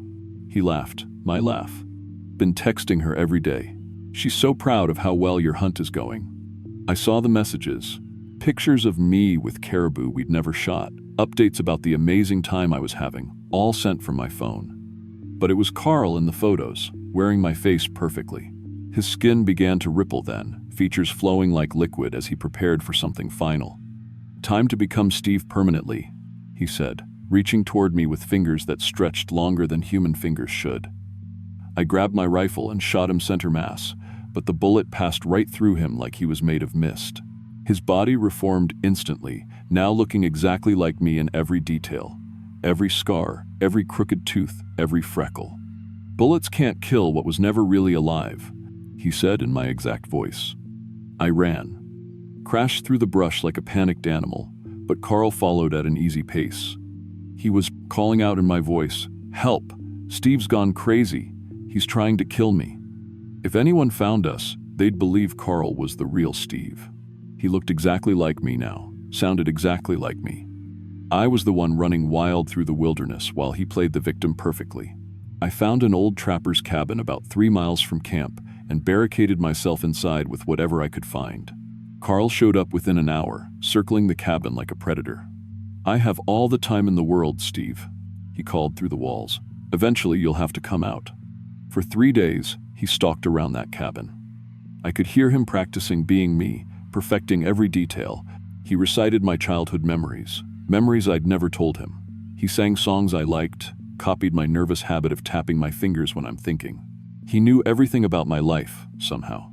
On the 4th day, I heard airplane engines. A search plane, responding to the distress calls Carl had, obviously made using the satellite phone that mysteriously worked fine for him. Carl waved them down, playing the part of the lost hunter perfectly. I tried to signal the truth from the cabin window, but Carl had anticipated this. He told the rescuers I was his guide who'd suffered a mental breakdown, that I'd been stalking him for days. They believed him because he looked exactly like the hunter they'd been sent to find. Steve Morrison from Tulsa, here on his dream caribou hunt with guide Carl Hendricks. They restrained me like I was dangerous and flew Carl back to civilization, where he'd resume my life. That was 8 months ago. I'm writing this from a psychiatric facility in Anchorage, where I'm being treated for what doctors call a psychotic break brought on by wilderness isolation. They say I suffered a complete identity crisis, convinced myself my guide was stealing my identity. Carl is living my life now. He went back to my job at the shop, moved into my house with my wife. Sometimes I get letters from Linda saying how much I've changed since the hunting trip, how I seem like a different person, but maybe that's not such a bad thing. She doesn't know the man she's living with isn't her husband. Carl is so perfect at being me that even she can't tell the difference. Maybe he's even a better version of me than I ever was. The worst part? Sometimes I doubt myself. Maybe I really did have a breakdown. Maybe there never was a shape-shifting creature in the Alaskan wilderness. Maybe Carl Hendricks really was just a guide trying to help a client who lost his mind. But then I remember those hunting licenses, all those missing men who looked just like me. And I know that somewhere out there Carl is already planning his next hunt, ready to become someone new when he gets bored of being Steve Morrison. The facility staff keeps asking when I'll be ready to accept reality and go home. I tell them I am accepting reality. That's exactly the problem. The thing wearing my face is reality now, and I'm just the leftover piece that doesn't fit anywhere. So if you're planning a solo hunting trip, especially somewhere remote, be careful who you trust as your guide. And if you start noticing your guide studying your face a little too closely, or practicing your voice when he thinks you're not listening, get out. Call for pickup immediately. Because once something like Carl decides it wants to be you, the real you becomes expendable. And no one will ever believe your story when you're the one who looks like the imposter.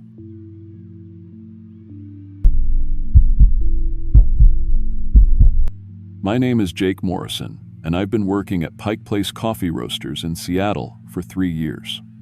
I started there right after college when I couldn't find anything in my marketing degree field. The pay wasn't great, but I loved the smell of fresh coffee beans and the regular customers who became like family. I'd been saving every extra dollar for almost 2 years because I had this dream. My first real hunting trip to Alaska. I grew up in suburban Washington, and the closest I'd come to hunting was shooting clay pigeons with my dad at the local range. But I'd always wanted to try the real thing, to test myself against nature, like my grandfather used to tell stories about. When I finally had enough money saved, I booked a solo hunting trip to Prince of Wales Island in southeast Alaska. 5 days to hunt Sitka black-tailed deer. It cost me almost 3 months of rent money, but I figured it was worth it for a once-in-a-lifetime experience. The bush pilot who flew me out was this grizzled guy named Charlie who'd been flying hunters around Alaska for 30 years. He had stories about every ridge and valley we flew over. That's where we pulled out a guy who got lost for 8 days, he'd say, pointing to some random patch of forest. And over there, that's where a bear got into someone's camp last fall. Real encouraging stuff. We landed on this small lake, surrounded by thick forest. Ancient Sitka spruce and western hemlock trees that looked like they'd been standing there since before Columbus. The trees were so dense you couldn't see more than 50 feet in any direction once you left the shoreline. Charlie helped me unload my gear, a basic camping setup, my rifle, and enough food for 5 days. "I'll be back Thursday afternoon," he said, checking his GPS unit. "This lake is pretty remote, so don't expect any cell service. You've got your emergency beacon if something goes really wrong, right?" I patted my backpack where the emergency GPS beacon was stored. "Yeah, I've got it." "Good." "And Jake, this is old-growth forest. It's been here forever, and it can feel pretty heavy sometimes. Don't let it get in your head." I laughed it off at the time. Heavy forest? What did that even mean? But as Charlie's plane disappeared over the trees, leaving me in complete silence, I started to understand. The quiet was so thick it felt like it had weight. No cars, no people, no city sounds at all. Just my breathing and the occasional rustle of wind through the trees. I set up camp about 100 yards from the lakeshore and spent the first evening just getting used to the sounds. Or the lack of sounds. By the time it got dark, I was already feeling like the forest was watching me. Every little noise made me look up from my camp stove. The first day of hunting started early. I'd studied maps and satellite photos for weeks, looking for the kind of terrain where deer like to feed. I followed what looked like an old game, trailed deeper into the forest, moving slowly and checking for tracks. The ground was soft from recent rain, perfect for tracking. About a mile from camp, I found my first deer tracks. Fresh ones, maybe from that morning, but right next to them, I found something that made me stop cold. Human bones. Not just 1 or 2 bones, but dozens of them, scattered along both sides of the trail, like some kind of weird decoration. They were old bones, bleached white from years of weather, but they weren't just randomly scattered. Someone had arranged them into patterns. Perfect patterns. Skulls were stacked in small pyramids against tree trunks. Rib cages had been formed into circles around certain trees. Long bones, arms and legs, were pointing toward specific landmarks like arrows. I've seen enough crime shows to know what human bones look like, and these were definitely human. Different sizes, which meant they came from different people. Some of the skulls were small, maybe teenagers. Others were full-grown adults, all of them arranged with the kind of care you'd see in a museum display. My first thought was that I'd stumbled onto some kind of native burial ground. I knew there were traditional burial sites all over Alaska, and the last thing I wanted was to disrespect sacred land. I backed away from the bone displays and tried to find a way around them, but every direction I went, I found more bones. Not just scattered remains, but carefully arranged sculptures made from human skeletons. The deeper I went into the forest, the more elaborate the arrangements became. Entire skeletons posed in sitting positions against trees. Skulls lined up along fallen logs like sentries. Arm and leg bones woven together into complex geometric patterns. Someone had spent years, maybe decades, collecting and arranging these remains. I should have turned back right then. Should have hiked back to camp, activated my emergency beacon, and gotten out of there. But I was young and stupid. and I'd spent too much money on this trip to give up on my first day. I convinced myself that whatever this was, it was old, historical. Nothing to do with me. That night, I cooked dinner over my camp stove and tried not to think about the bone displays. I told myself they were probably artifacts from old shipwrecks or mining accidents. Alaska had a violent history. People died in the wilderness all the time, and maybe some local had just collected their remains over the years. But around midnight, I heard something moving through my camp. I was in my sleeping bag, half asleep, when I heard the sound of my gear being moved around, not roughly, like an animal would do. Carefully, deliberately, like someone was organizing my equipment. I grabbed my flashlight and unzipped my tent just enough to look out. I couldn't see anyone, but I could hear things being moved. The soft scrape of metal on metal, the rustle of fabric being rearranged. "Hello?" I called out. "Is someone there?" The sound stopped immediately. Complete silence for maybe 5 minutes. Then I heard footsteps moving away from my camp, but not like human footsteps. Each step was accompanied by a soft rattling sound, like someone was wearing jewelry made of small bones. I stayed in my tent until morning, my rifle loaded and ready. When the sun came up, I crawled out of my tent to find my campsite completely rearranged. My cooking gear had been laid out in the shape of a human skeleton. Pots and pans for the torso, utensils for ribs, my camp stove positioned where the skull would be. My extra clothes were arranged in the outline of a person, arms spread wide, legs straight. Nothing was damaged or stolen. Everything was just organized. Like someone with an obsession for anatomy had used my gear to practice bone arrangement. I packed everything back up as fast as I could, but I couldn't shake the feeling that I was being watched.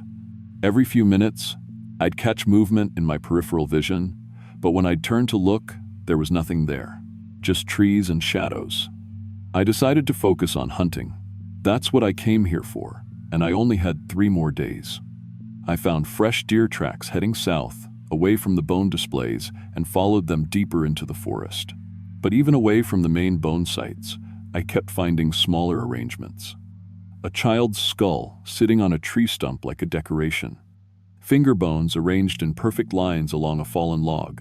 Teeth scattered around the base of particularly large trees in patterns that looked almost like writing. Around noon on the second day, I finally spotted a deer. A nice buck, maybe 130 pounds, feeding in a small clearing about 100 yards away. I set up my shot carefully, controlled my breathing, and squeezed the trigger. Clean hit. The deer dropped immediately. I felt a rush of excitement as I walked toward my first Alaskan deer. This was what I'd come for. This was what I'd spent all that money on. But as I got closer to where the deer had fallen, I realized something was wrong. There was already someone there. A figure was hunched over my deer, working on the carcass with tools I couldn't quite see. It wore what looked like a cloak made entirely of human bones. Ribs formed the collar, arm bones hung like sleeves, and dozens of finger bones dangled from the edges like fringe. The figure's head was covered by a hood made from what looked like an entire human skull. "Excuse me," I called out, trying to keep my voice steady. "That's my deer." The figure looked up at me, and I saw that it wasn't wearing a skull hood. The skull was its face, part human bone, part rotting flesh, with eyes that glowed like dim candles in deep sockets. "Thank you for the gift," it said in a voice like grinding gravel. "Fresh bones are so rare here." I watched in horror as this thing continued working on my deer. Its hands moved with impossible speed and precision, stripping flesh from bone like a master butcher. In less than a minute, it had completely separated the deer's skeleton from its meat, laying out the bones in perfect anatomical order. "I am the bone collector," it said while working. "I preserve the structure of life. Every creature has a skeleton, and skeletons are forever." The thing gestured to the forest around us, and I realized that all the bone displays I'd been seeing weren't random arrangements. They were an organized collection, a museum. Thousands of skeletons from every animal in Alaska, all perfectly preserved and displayed. But mixed among the animal bones were hundreds of human skeletons. Men, women, children. All arranged with the same careful precision as the deer bones. "Hunters make the best specimens," the bone collector said, studying me with those glowing eyes. They come with their own tools for preservation. They venture into my domain willingly, and they're usually in excellent physical condition. That's when I understood. This thing had been luring hunters to this area for decades, maybe longer. It would let them hunt, let them think they were safe, and then add their bones to its collection. "Your skeleton will be beautiful," it said, circling me slowly. "Strong bone density, good joint structure, minimal wear from arthritis or injury. Young bones are always the finest." The creature reached into its bone cloak and pulled out measuring tools made from human finger bones fused together. It began taking measurements of my arms and legs, like a tailor fitting me for a suit. "The stripping process is painless," it assured me. "I've perfected the technique over decades of practice. The flesh separates cleanly from the bone. Very little damage to the skeletal structure." I backed away slowly, but the bone collector moved with inhuman speed. Before I could react, it had grabbed my arm with fingers that were actual human finger bones fused together into working hands. Where it touched me, my flesh began to separate from the bone underneath. I could see my own arm bones becoming visible as the skin and muscle peeled away like it was melting. The pain was beyond description, like being flayed alive from the inside out but without any external wounds. I screamed and broke free, running through the forest as fast as I could, but I could feel the damage spreading. Everywhere the creature had touched me, my flesh continued to separate from my bones. I could see patches of white bone showing through my dissolving skin. Behind me, the bone collector followed at a leisurely pace, calling out facts about human anatomy like a demented professor. "Did you know the human skeleton contains exactly 206 bones?" it shouted. "I've counted each one on every specimen in my collection. Your femur will make an excellent addition to my display of hunting accidents." I could hear it gaining on me, its bone cloak rattling with each step. My arm was getting worse by the minute. I could see more of my radius and ulna bones becoming visible as the flesh dissolved. I stumbled out of the tree line just as Charlie's plane appeared over the lake. He was doing an early check, probably because the weather forecast had storms coming in later that week. The bone collector stopped at the edge of the forest, unwilling to leave its collection unguarded. "I'll wait," it called out to me. "Bones don't decompose, and neither do I. You'll be back eventually. They always come back." Charlie took one look at my arm and rushed me to the nearest hospital in Ketchikan. The doctors couldn't explain what they were seeing.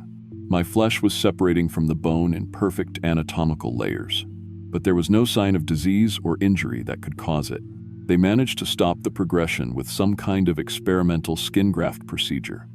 But my arm never fully healed. I still have visible patches where you can see bone through thin, translucent skin. The doctors said it was impossible, but they couldn't argue with what they were seeing.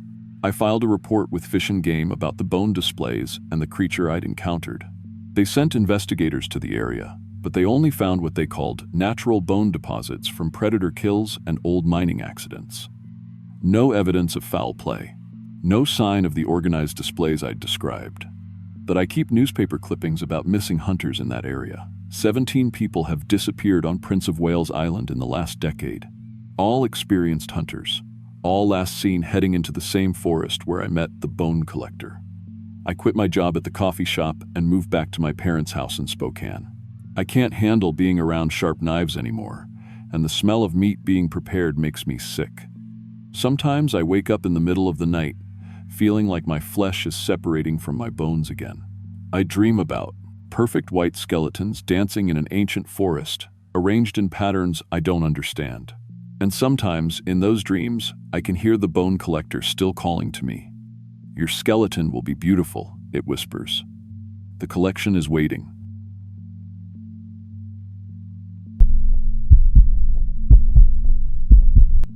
My name is Mike Torres, and I've been a licensed electrician in Phoenix, Arizona for 11 years. I specialize in commercial wiring and high-voltage systems, but I've always been an outdoorsman at heart. Growing up in Arizona, I learned to hunt with my grandfather when I was 12.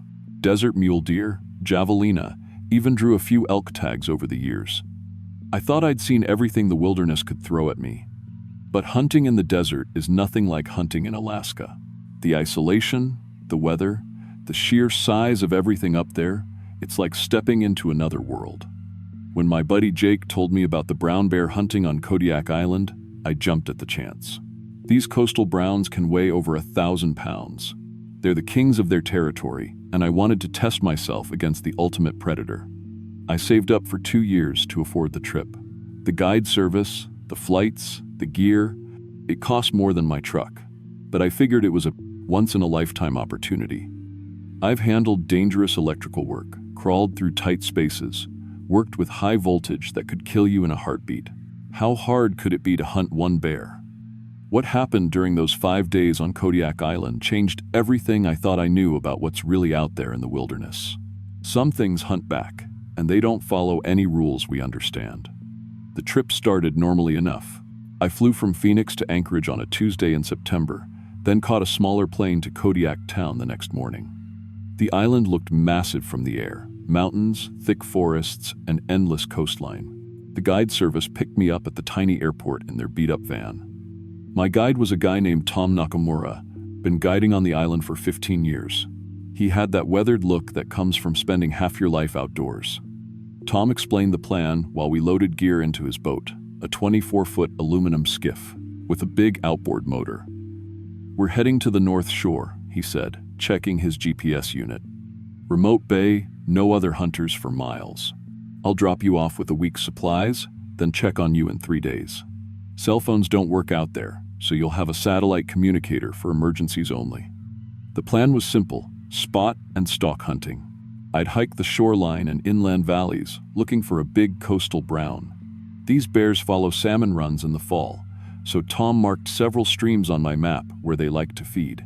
I had my .338 Winchester Magnum, plenty of ammunition, camping gear, and enough food for 7 days. The boat ride took 2 hours through choppy water. Tom pointed out landmarks, rocky points, creek mouths, even a few bear trails visible from the water.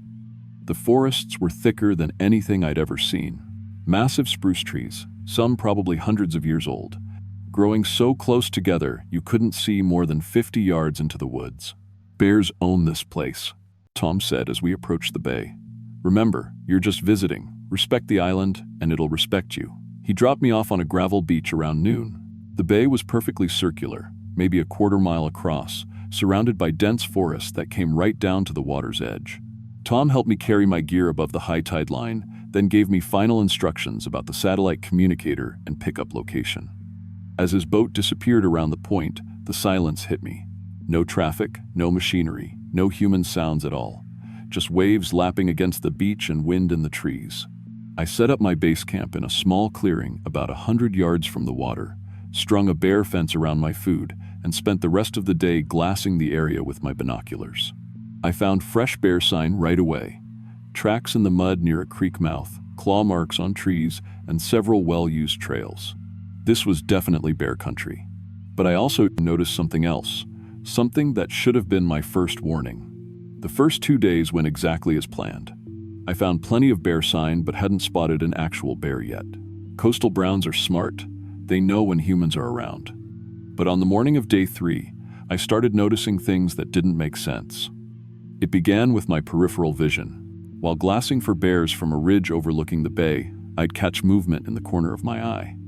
When I'd turn to look, nothing was there. Just trees swaying slightly, even when there wasn't any wind. At first, I figured it was just fatigue. Hunting is exhausting work, especially in terrain like this. You're constantly alert, constantly scanning, and your eyes can play tricks on you, but it kept happening. Shadows moving independently of clouds, branches bending when the air was perfectly still. Then, I found the tracks. I was following a game trail inland from the beach when I spotted them in a patch of soft mud beside a stream.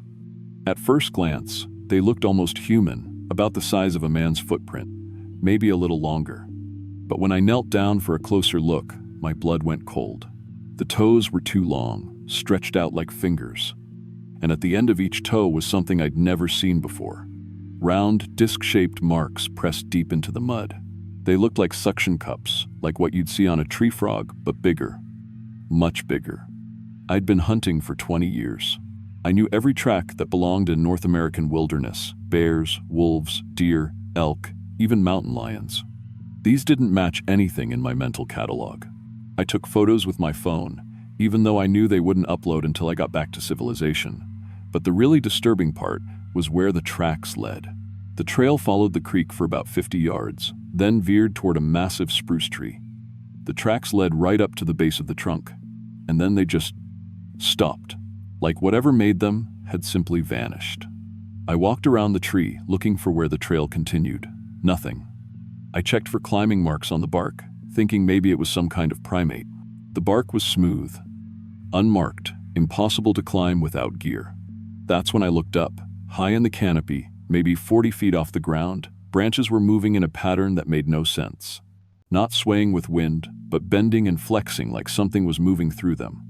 Something heavy enough to bend thick branches, but light enough to travel from tree to tree without falling. I pulled out my binoculars and focused on the canopy. For just a moment, I thought I saw something pale gray moving between the branches. Too far away to make out details, but definitely not a bear or any other animal I recognized. The rational part of my brain, the electrician who'd solved hundreds of problems by thinking logically, said it had to be an optical illusion. Maybe a piece of cloth caught in the branches, or an unusual bird I wasn't familiar with. But the hunter in me, the part that had learned to trust instincts in the wilderness, knew I was looking at something that shouldn't exist. That night, everything changed. I was lying in my tent around midnight when I heard footsteps. Not the heavy shuffling gait of a bear, but deliberate, measured steps. Human-sounding steps, except they were coming from directly above my tent.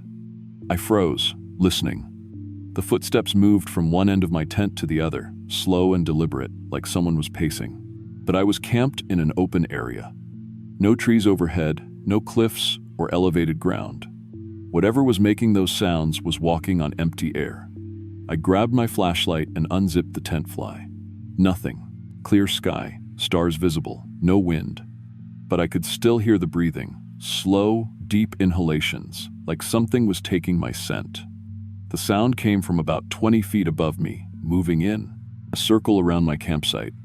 I pointed my flashlight up, sweeping the beam through empty air, but the light revealed nothing.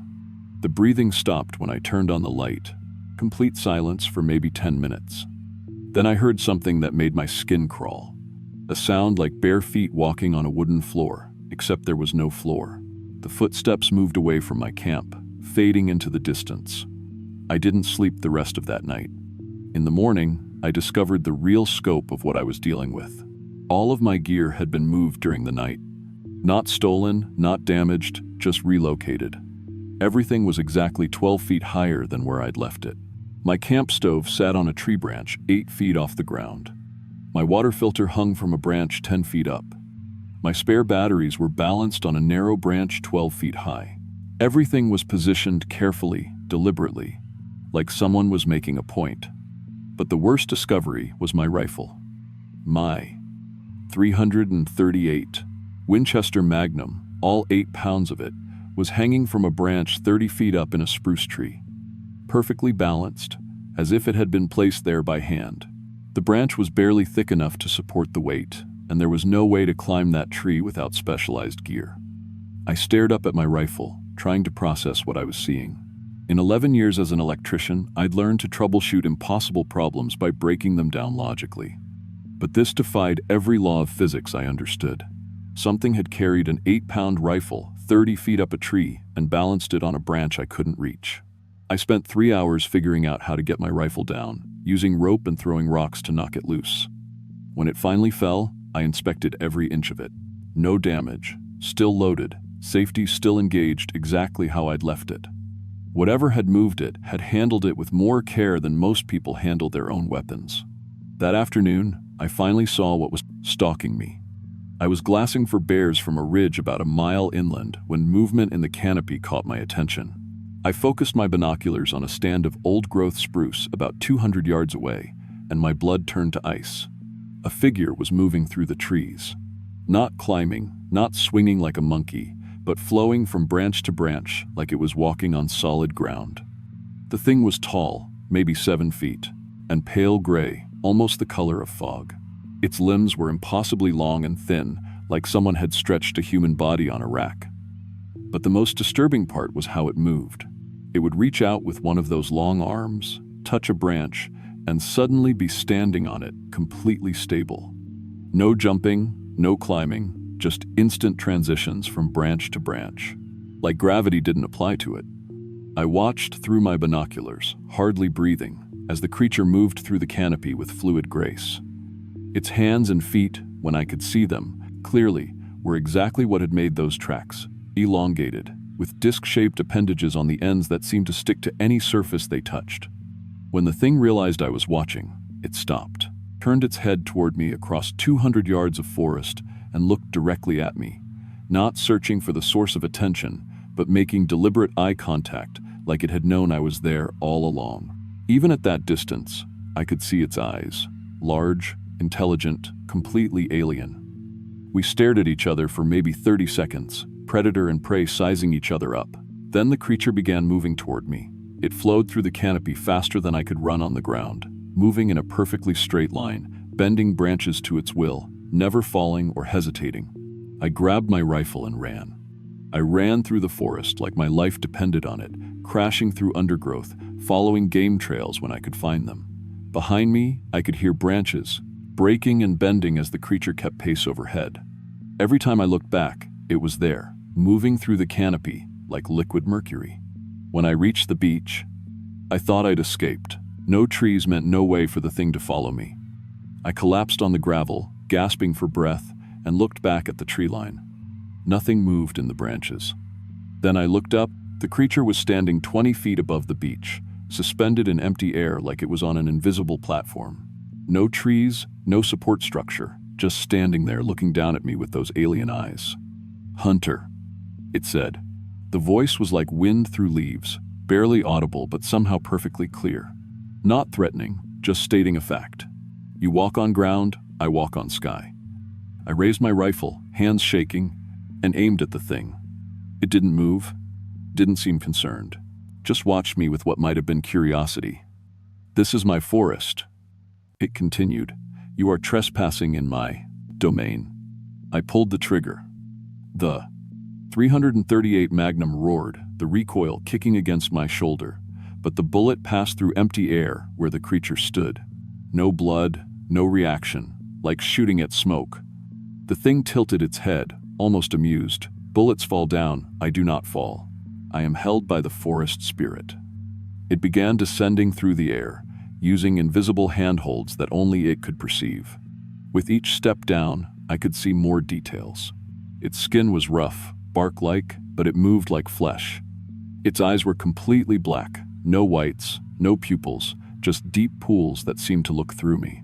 "Join the canopy, people," it said, reaching out with one impossibly long arm. "Leave the heavy ground behind." When its hand touched my shoulder, everything changed. I felt myself becoming lighter, less connected to the earth. The weight of my rifle seemed to disappear.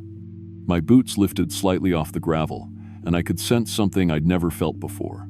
A network of energy connecting all living things. Trees, bushes, even grass, all linked by invisible pathways that ran through the air like highways. The creature's transportation system, how it moved so easily between trees, how it could stand on empty air. It was using the life force of the forest itself as solid ground. "Next time," the creature whispered as my feet rose higher off the beach. "The forest will claim you next time." But then I heard it, the distant drone of an outboard motor. Tom's boat, coming for the scheduled check-in. The sound broke whatever spell the creature had over me, and I crashed back to the gravel, gasping. The tree walker faded like morning mist, its final words carried on the wind. "Next time." Tom found me on the beach 20 minutes later, sitting in the gravel and staring at the forest. I tried to explain what had happened, but the words wouldn't come. How do you tell someone you met something that shouldn't exist? I told him I'd twice, had equipment problems and wanted to cut the hunt short.